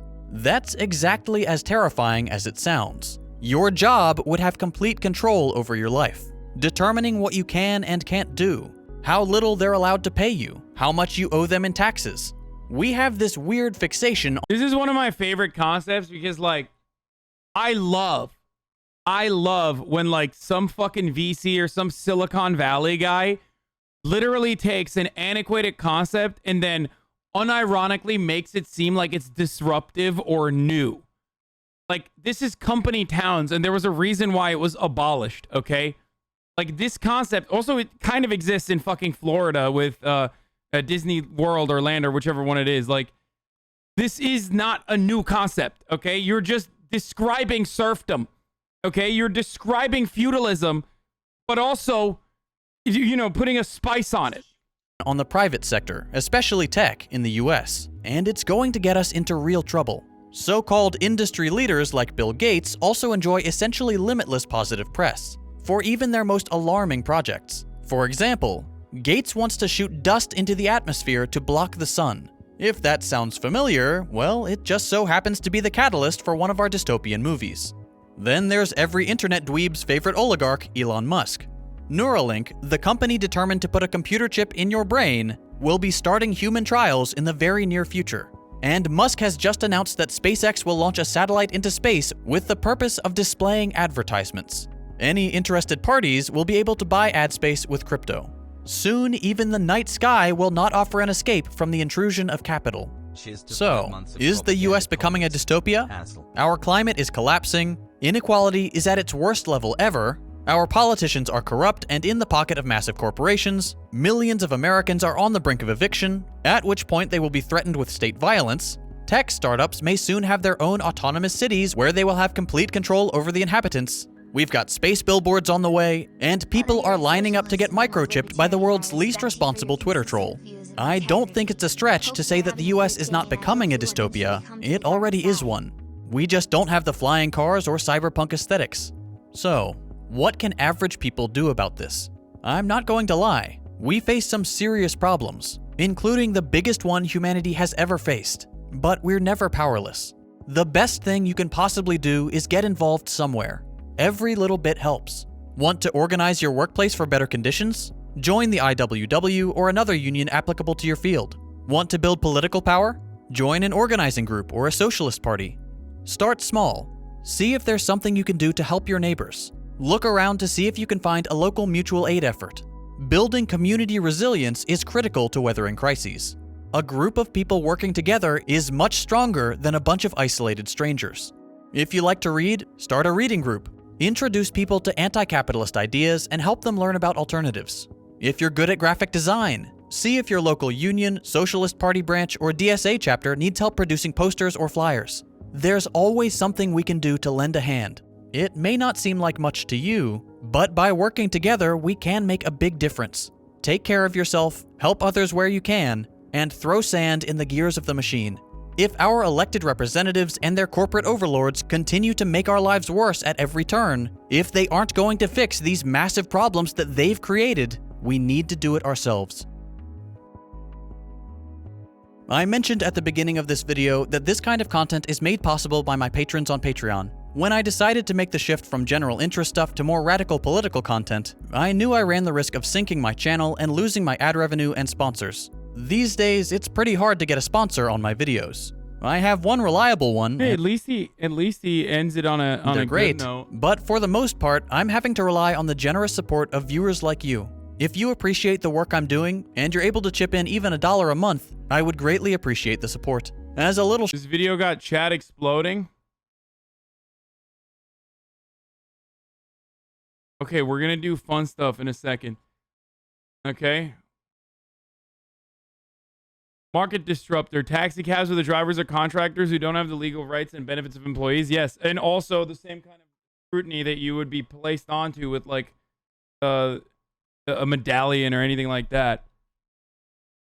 8 months, our baby is almost ready. What is this? Dubai is a parody of when we hear the word Dubai, 21st century? most of us picture towering skyscrapers, immense wealth. This dude really wants me to watch this video. I Police gotta with watch it. Lamborghinis, 7-star hotels with the absolute cream of society inside them. Also the Palm Islands, the World Islands, the Burj Khalifa, the Burj Al Arab, futuristic symbols of incredible wealth. And so in light of all that, I'm here to make the case that Dubai, the Emirates, and the Gulf countries in general are one of the worst places on the planet. Now this is a rather bold claim, I realize, but it's one that I can substantiate fully. So let's take a look at what's really behind the glitz and glamour, the true face of Dubai and the Gulf countries. To better understand what's going on in a place like Dubai, first let's talk about Romania. In the decades following World War II, Bucharest, the capital, came to face the same problem as many Eastern European capitals did at the time. As urbanization increased and huge residential areas were built out, the need arose for new, high-capacity public transportation. And so Nicolae Ceausescu, the dictator of Romania back in the day, gave out the order to construct a metro line. And so the engineers created a line proposal and presented it to him. And then Ceausescu was like, "No, I will design the route personally." And so the former shoemaker assistant, who also called himself the genius of the Carpathians, I am not making this up, sat down and redesigned the entire metro line to have it run along the river underneath. Yes, along. But Nicolae Ceausescu's wife, Elena Ceausescu, a former textile factory worker, also got her fair share of planning. Reportedly, when the planners presented the final version of the metro line to the Ceausescu couple, Elena Ceausescu reportedly asked why the metro would stop inside the inner city at Piața Romana, inquiring what kind of factories there are. The planners told her there aren't any factories, but there is the Bucharest University of Economics where there are lots of students. Hearing that, Elena Ceausescu reportedly said, "Students? They've gotten fat, they grew a belly, they should walk. No station at Romana, let them walk." And so, since Nicolae Ceausescu added nothing to that and nobody else dared to oppose his wife, the station was axed from the plans. But of course everyone outside of the dictator power couple knew that this was fucking stupid. And so the engineers, having enough foresight, decided to build the station in secret, banking on the fact that they would need to build a station there anyway due to future public pressure. And they were correct. The end result was this ridiculous and dangerously narrow station, since the engineers couldn't build a normal station hall, since they had to disguise their little secret project as regular tunnel boring. And so the moral of the story is, smooth brain dictator plus construction equals dumb shit. And boy, what a perfect segue this is to the video's actual subject, Dubai. The city of Dubai is a fucking joke. It's a tasteless parody of everything wrong with modern humanity. And so why do I say that? Let's go through it, shall we?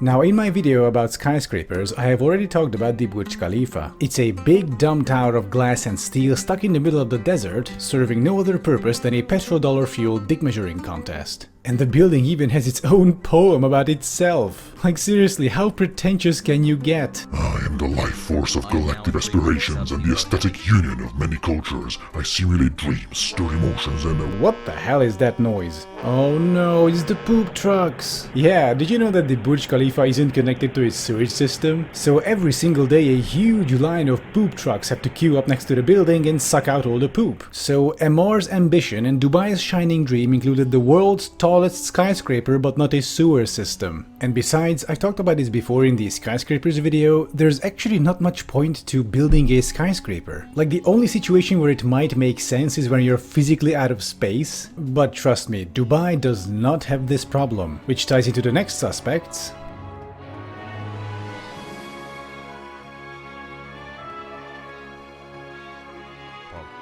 Dubai's Palm Islands are the OG symbols of the city. The construction of the first one, the Palm Jumeirah, started in 2001, if you can believe that. And according to Google's satellite images, it's still not finished, it's still getting built out. And just for good measure, let's take a look at what they actually built here. I mean, these things do look nice from space, but what are they really, from up close and personal? Well, the stem is an 8-lane urban freeway, and the leaves are just individual suburban streets. Oh, and there's also a monorail in the middle.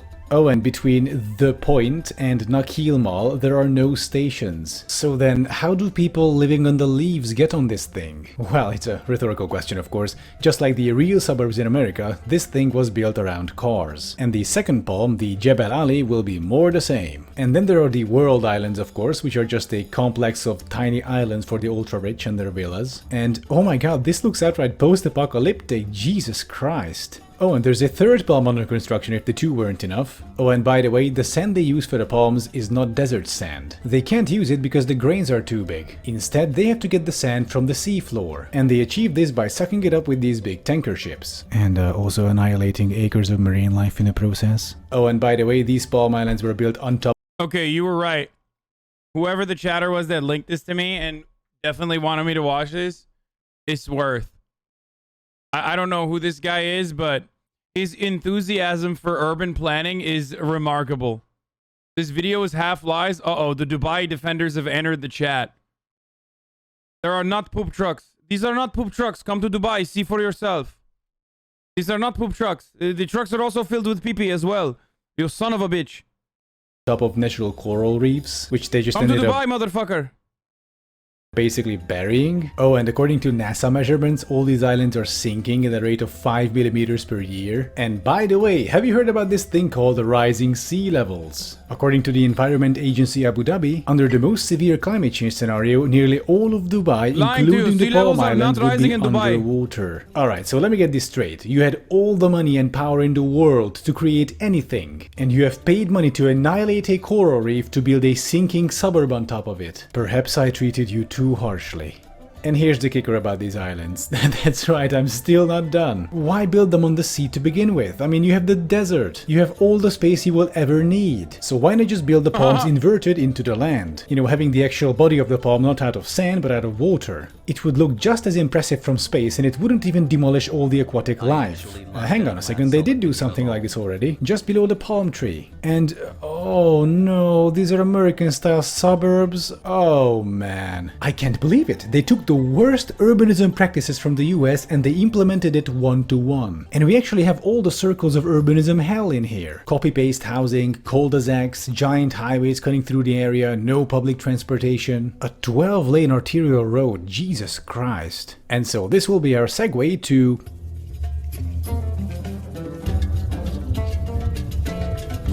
Dubai's urbanism in general is just complete bonkers. It's kind of its own little bubble, really. A strange little rich people's dystopia in the desert. Take a look at this arrangement. Two sections of skyscrapers separated by a 20-something lane freeway.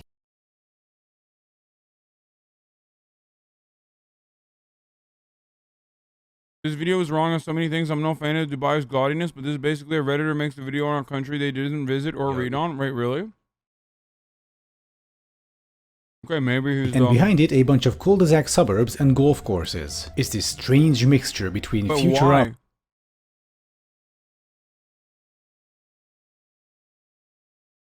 and evil Los Angeles. And this just makes me feel so frustrated because all that money and all that power, they could have done so much more and so much better than this. The way I understand it, the main motive behind building all this flashy stuff was to try and increase tourism, to help the Emirates economy transition away from oil revenues, which is, you know, fair enough. But then why not build something truly unique? Something that isn't just a big dumb tower of glass and steel, or a couple dozen suburban streets on sinking sandbanks, or gigantic malls or golf courses. Imagine a city city with full-on historic Arabic Golden Age architecture with modern elements. Okay, this is concept art from Diablo 3, but you get the idea. I have seen skyscrapers, malls, suburbs, urban freeways, or golf courses before.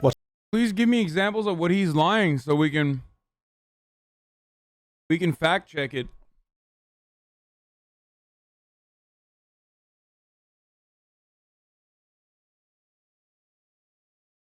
What I haven't seen is a historical or at least historicist Arab city. That would be a great way of spending all those petrodollars, or at least... I mean, he's literally showing you urbanization and like the suburbs that they've built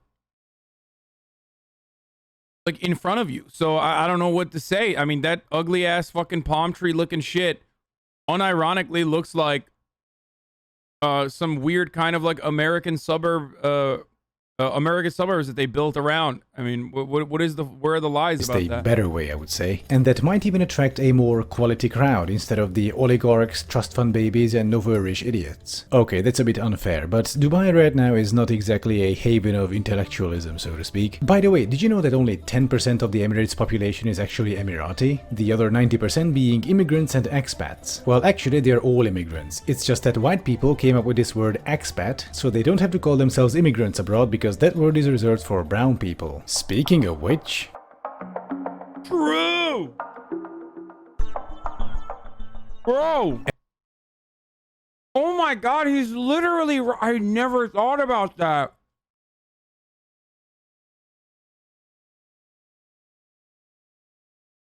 Oh my fucking god. My entire life, I've literally never thought about how and why Americans and like British are considered expats, whereas like Indians are considered immigrants. Oh my fucking god. Dude, this guy, oh Jesus Christ, I'm subscribing to this motherfucker. This is good as hell, dude. 15,000 Emiratis were like, nah, fuck you, dude. And this right here is my biggest problem with Dubai, the Emirates, and the Gulf states in general.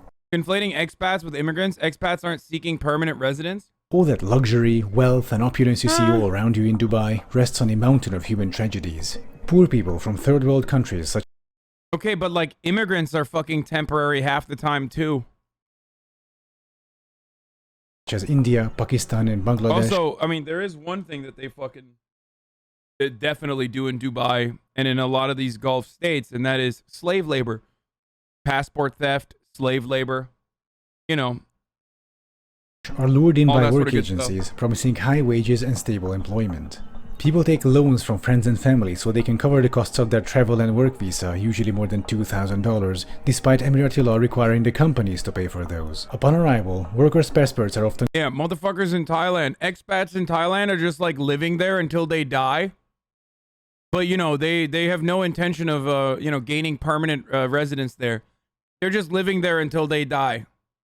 Confiscated, essentially trapping them inside the country. Oh shit! Workers He's talking about passports right now. Are forced to work up to 12-hour shifts, up to 7 days a week, for $175 per month on average. Wage arrears are common, many workers not receiving money for months on end. To quote from a Human Rights Watch report, the impact on workers whose wages are withheld for even 1 month is very serious. They immediately fall into arrears on the debt they owe recruiting agencies in their home countries. They incur additional interest, and they are unable to send money home for their families who depend on their income earned in the Emirates. In some cases, the non-payment of wages means that workers do not have money to buy food or basic goods and end up borrowing money just to survive. The COVID epidemic only made things worse. That and the oil price crashing left many workers jobless. Consequently, many were abandoned by their former employers. They now spend their days in half-abandoned worker camps on the outskirts of the city. Only volunteers and their food donations standing between them and starvation. A Guardian article quotes a construction worker called Hassan. He says, "Guests on and off visit and give something, but when nobody comes, we have to starve. We have nothing." All this just a few kilometers away from the 7-star hotels, the world's tallest skyscraper, the world's biggest mall, and the golf courses for rich foreigners.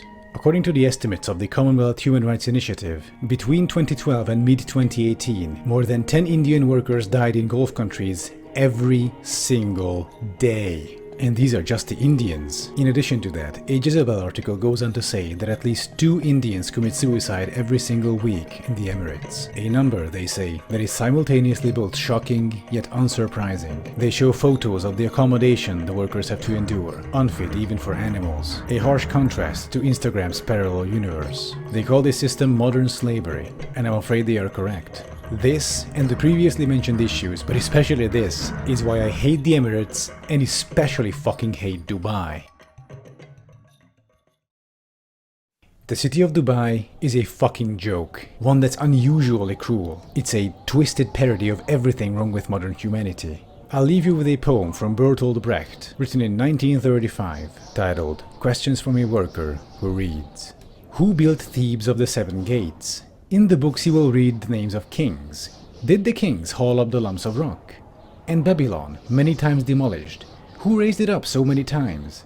In what houses of gold glittering Lima did its builders live? Where, the evening that the Great Wall of China was finished, did the masons go? Great Rome is full of triumphal arches. Who erected them? Over whom did the Caesars triumph? Had Byzantium, much praised in song, only palaces for its inhabitants? Even in fabled Atlantis, the night that the ocean engulfed it, the drowning still cried out for their slaves. The young Alexander conquered India. Was he alone? Caesar defeated the Gauls. Did he not even have a cook with him? Philip of Spain wept when his armada went down. Was he the only one to weep? Frederick II won the 7 Years' War. Who else won it? Every page a victory. Who cooked the feast? Dude, I can't wait for MBS's own personal fucking Dubai take. Because, like, the city that MBS is slated to build in Saudi Arabia is basically this on fucking steroids. Feast for the victors. Every 10 years a great man. Who paid the bill? So many reports, so many questions.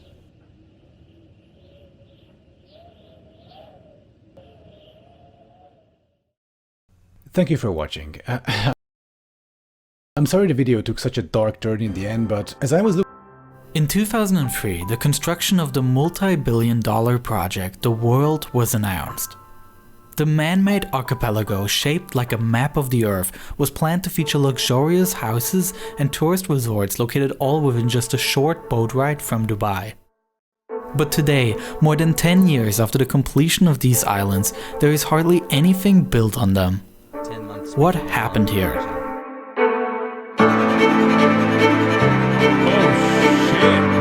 God damn, what happened, dude? The violin. Uh-oh.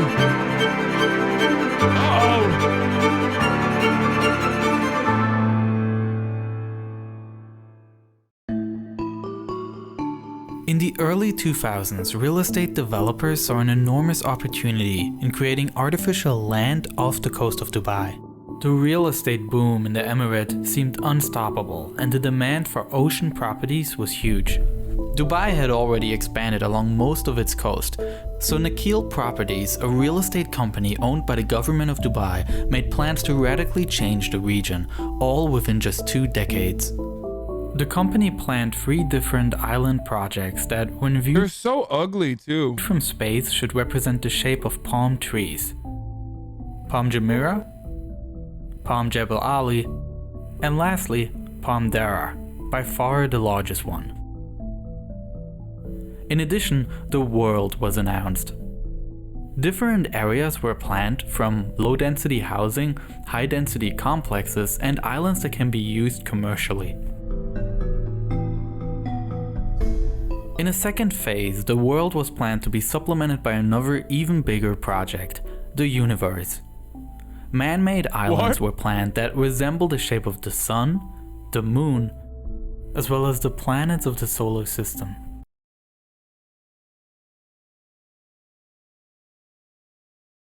Bro, what did they let like a fucking 5-year-old finger paint this shit, dude? It's so ugly, so lame, so dog shit, dude. Rich people should not be allowed to come up with anything, dude. Under these clothes and built like a Tonka truck. If they gave a pen and paper to one of the fucking dudes that they've enslaved, they would have been able to craft something significantly better than this in a matter of an hour. the Milky Way, and a whole distant year galaxy. Came for the politics stage for the reacts. Next to Palm Jebel Ali, another gigantic project was to be created, the Dubai waterfront. These islands should be formed like a star and crescent, an important symbol in Islam. And the construction project was advertised Turkey rises once again as the largest man-made development project worldwide. The shape should also serve as a shelter to protect Palm Jebel Ali from erosion.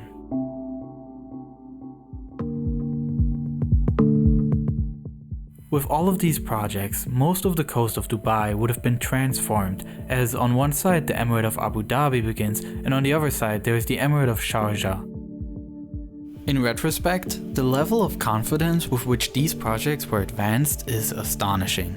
But the islands were seen as prestige projects that served the larger goal of developing Dubai into a major tourist hotspot, and thereby creating new income sources for a place that gained most of its wealth through the extraction of oil. Now let's take a look at what happened to these ambitious plans. In 2001, Nakheel Properties started building the Palm Jumeirah. This project alone would double the length of the coastline of Dubai. In 2006, the land reclamation was completed, and the first apartments were already handed over. The strands of the palm mainly host private houses, while a number of larger luxury hotels were built on the breakwater ring around the palm that protects the palm from storms. While Palm Jumeirah was still under construction, other projects started to take shape. The 21st century seemed to have reached a new peak in the rate of growth of Dubai. The real estate market experienced a rapid boom, and a number of prestige projects such as the Burj Khalifa, the largest building in the world, were built. In September 2008, the Atlantis Hotel on Palm Jumeirah celebrated its opening. Someone said this was 100% fueled by coke, and I 100% agree. Like, someone definitely was just on crack, and we're like, this is gonna be a good idea, bro. Bro, I promise, bro. This will be the greatest, bro. We are gonna have so many bitches, bro. You don't understand, bro. I promise. With a fireworks show on the entire palm, but the celebrations couldn't change that the international financial crisis started to affect Dubai. Just last week, Dubai spent $20 million for a party to open the Atlantis Hotel. Behold, Atlantis rising! The headline: You're Turkish, of course you'll hate Arabs. Bro. That is an insane take. Okay? That is literally the most insane fucking take, dude.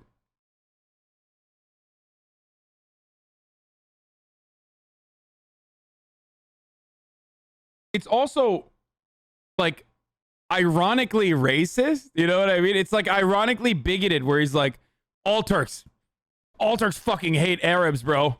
That's why you also hate Arabs. It's like, he's not wrong, you Ottoman oppressor. Oh, I didn't realize aligning with the fucking British Empire was a good idea. What happened, dude? Huh? What happened? North Africa free, motherfucker? Yeah, that's right. Ah, bunu aldınız Araplar.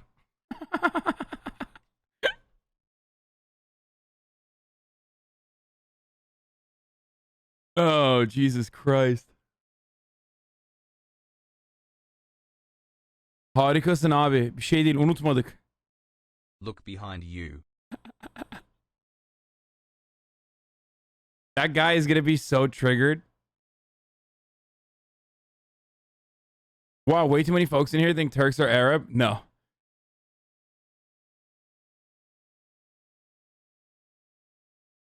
Turks are not Arab. And actually, fucking people will get hella mad. Like, Turks hate it. Hate it when you're like, oh, Turks are Arabs, right? Like, if you want to ever piss off a Turk, be like, you guys are Arabs, right? If you say Greek, they know you're joking. But if you say Arab, all Turks think, Americans think all Turks are Arab. Pog. Some Turks think they're European. See, that'll piss them off too. was Dubai parties as the rest of the world reels from the economic crisis. Perhaps not anymore. Dubai has been hit by the global financial crisis, especially in real estate. Mega projects like the artificial island off the coast are in danger of collapse. Many construction sites have shut down. I love that shitting on the insanely wealthy, like, Gulf states that are literally led by dogs, okay? Cowardly fucking dogs.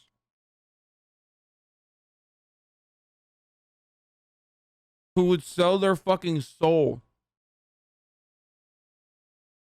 and align with, like, American empire and its interests for like 3 fucking F-35 planes.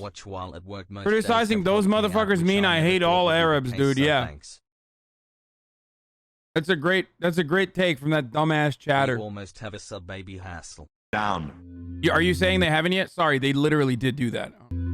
Due to a declining demand, the price of plots of land fell rapidly, and the development of Palm Jebel Ali came to a standstill. That take was more controversial than your 821 take, but people aren't as emotionally involved in Middle East politics. I don't know what you're talking about.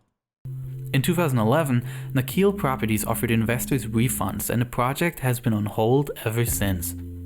The empty sandbanks that reach 7 kilometers or 4.3 miles into the sea appear strangely forgotten. The Palm is located behind the Jebel Ali port with no city development near it, and most of the visions dreamed up by the project planners seemingly evaporated in a puff of sand.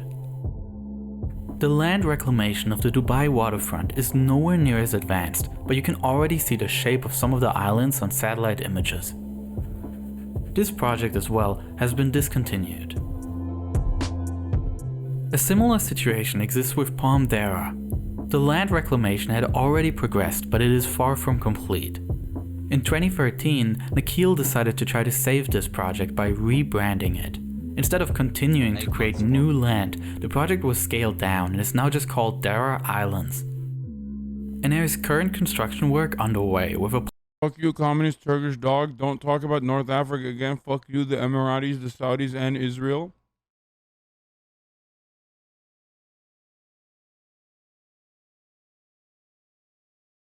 If leftism is when you think any body fluid coming out of genitals is not nasty, I'm a radical alt-righter.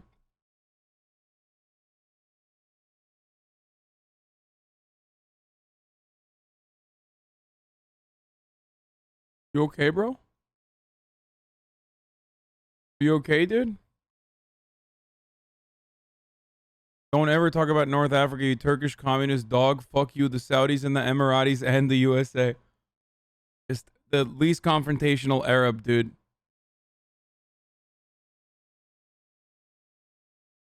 Least confrontational Arab in North Africa.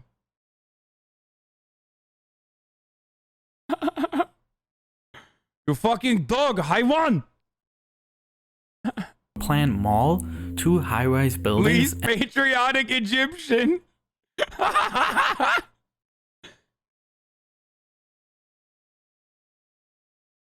and a shopping street. Okay, North Africans aren't Arab, whatever. The least patriotic North African boy. Finally, the world. The land creation was mostly completed. I'm sorry, that was a certified Ottoman moment where I just did that. Looping North Africans and saying they're Arab. Some are, though, you know.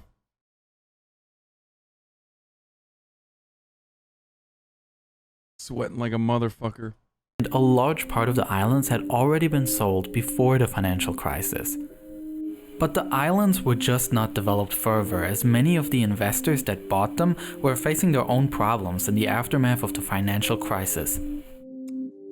And although investments into new projects in Dubai increased after the crisis, the World project couldn't benefit from this, as there was less confidence on the return on any such investments. 10 years after the initial project reveal, the World already seemed to no longer fit in the current time. Many concerns about the longevity of the project arose as news reports. They should have made them play the game once, the City Skylines game. to see how they would do. Like, at least test it out. You know what I mean? Like,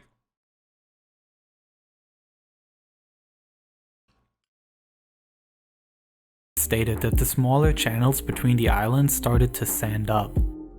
And the rising sea levels are a growing danger for a project like this. In general, growing concerns around land reclamation projects. Isn't that ironic? Their economy has an over-reliance on fossil fuel production, which we know directly contributes to anthropogenic climate change. So they turn around and they're like, in order to diversify away from fossil fuel production, we should build these fucking cities on the water. And then the water is... The sea levels are rising as a consequence of fucking climate change. Projects came up. Residents at Palm Jumeirah criticized their water quality. While the breakwater is necessary to protect the palm from erosion, it also hinders the natural tidal movement and the seawater. Dubai's main economy is tourism. You're right. Water within the palm became stagnant. Additionally, environmental concerns got more attention. Piling up hundreds of thousands of tons of sand on a seabed that previously had been almost evenly flat has an impact on marine ecology. The islands are composed mainly of sand that was dredged from Dubai's shallow coastal waters, and there are concerns that this leads to a destabilization of the coastal soil, which could lead to an erosion of the natural coastline. Even if these consequences have been known for a long time, they couldn't hire one guy from the Netherlands. Like, I feel like everyone that lives there is born with like the knowledge of how to build this shit. Like, you couldn't find one fucking guy to be like, this is not the right way to do this. What are you doing? Hello? I'm from the Netherlands. Where are the windmills? What are you doing here? We've built an entire country on islands. It is becoming increasingly difficult to market projects that are considered environmentally harmful. I know. Everyone is Norwegian, okay? Everyone from that surrounding area. Doesn't matter how fucking close.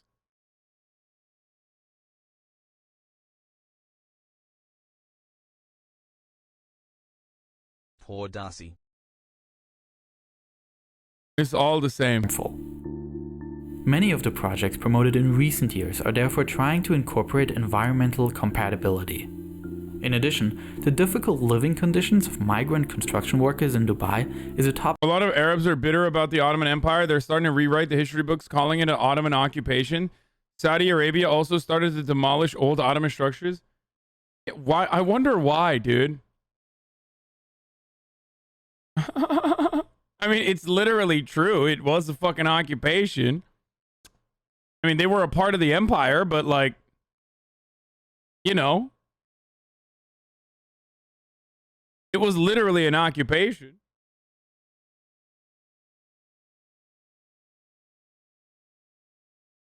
The fucking 4 Moroccans in the chat keep mentioning how it wasn't a part of the Ottoman Empire. Okay, we did. What am I doing? I'm done LARPing as like a fucking Ottoman defender, okay? I was about to say, we didn't want you. Like, as though I'd give a shit. Topic that is receiving more. 1453, bro. Best year of my life, bro. Okay? Byzantine, bro. We take, bro. Try hard 7. Thank you for the 10 tier 1 gift subs. More media attention. Nevertheless, there are development projects on these islands that are starting to take shape. Initially, there was only one island that had been developed. The villa served as a show house to promote the project. In summer 2012, the Royal Island Beach Club opened on Lebanon Island. The club hosts daytime tourists that can get there by boat. Of course. Of course they put the fucking Island Beach Club on Lebanon Island, dude. Of course.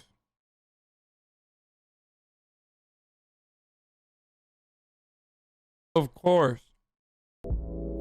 The biggest project, however, was announced in 2014. An Austrian real estate investor plans to develop a number of projects on the European islands. The project is called the Heart of Europe, and the goal is to create kind of a mini version of Europe, with luxurious hotels that are inspired by places like Venice or Monaco. In addition to a number of restaurants with European food, the investor also plans to build a plaza on the Swiss island where there will be artificial snow. The project is currently under construction, and time will tell whether it will bring the desired economic success. There are risky development projects almost everywhere in the world, and everywhere in the world, some of them fail. In urban development, prestige projects often serve a greater role than being financially successful by their own, as they can attract tourists to a region and therefore support the greater local economy in a variety of ways. In addition to attracting tourism, such prestige projects also often serve as national pride. Or they intend to symbolize the start of a new era, for example by using new construction methods or by breaking world records. Now, if Dubai is questioned for creating planned landmarks, then the same criticism must certainly be applied elsewhere as well. But still, the question remains how these projects that change the coastal landscape of Dubai will be viewed in retrospect, at a time when Dubai's growth slows down and when the ambitious dream that this city represents stops being built and just has to be lived. Thank you so much for watching. I recently received a package from YouTube with the Silver Creator Award, and so I just wanted to use that as an opportunity to say thank you. There are many more videos in production, so if you enjoy this content, please... This wasn't as good as the other guy. Adam something is fucking awesome. I'm not gonna lie. I mean, that was pretty informative, but this dude is pretty funny. I don't know why, but... No, I don't want to watch more Dubai shit. Elon Musk loop is a bizarrely stupid idea. Oh, let's go. So Elon Musk and his boring company are doing God's work. Their invention, the innovative loop, is going to define cities and city planning for decades, perhaps centuries to come. I mean, moving people fast in tunnels from point A to point B, it's an unheard of concept. No one has thought about this before, obviously. But unfortunately, Elon Musk seems to have run into some difficulties with the loop's construction, which resulted in two major scale downs of the concept. At first, it was imagined as a 200 miles per hour guide wheel system where cars go on sleds, also these pods, which have their own wheels. And then this was scaled down, I guess, to the guidance system, to this guide wheel solution, which unfortunately for some reason also didn't work out. Honestly, I have no idea why. Perhaps this guide wheel system is presently too advanced for human civilization to accomplish. And so we are at the paved tunnel concept presented to... Wow. So just a tunnel. That seems fucking sick, dude. But it's got cool lights on it and Elon Musk's name attached to it, so it must be revolutionary. Remember, 90% of the shit that Silicon Valley dildos put forward is just rebranded shit that we already had. Just slap a sticker on it, destroy labor laws and regulation, and then say it's disruptive. Motherfuckers like, dude, I built a tunnel. Okay? I built a tunnel. What? That's crazy. You don't fucking say, dude. To us in a flashy, boring company video. And here I have to stop and say, Elon, wait. I have figured something out. Here, that's right. I'm gonna fix your... You want to hear Murat's take on this? Shut the fuck up, bro. I want to hear Murat. I shouldn't say anything. Murat would love a job at SpaceX. If anyone works at SpaceX, you know, hit up Murat. It would be great to have him work at SpaceX. And he loves Elon Musk and certainly doesn't think that his kind is exactly what's wrong with innovation and everything that's like wrong with tech. The broy, and when I say his kind, I don't mean like South Africans, okay? I'm not saying like anything xenophobic. I mean like the tech bro, Silicon Valley VC guy that then turns around and claims it to be like this profound, brilliant engineer, when in fact they're just like paying other people to do the tech, and everything is about marketing. Ace the Base is back. Let's go. Pepe La. I like how you focus on the negatives of Dubai as if every country doesn't have the same problems. How about we look at Turkey, KEGW? Half of the shit that happens in Dubai is by private companies, not the government, you motherfucking Turkish dog. Oh my god, this dude is just straight Dubai, bro. He's just mad. Dubai shit.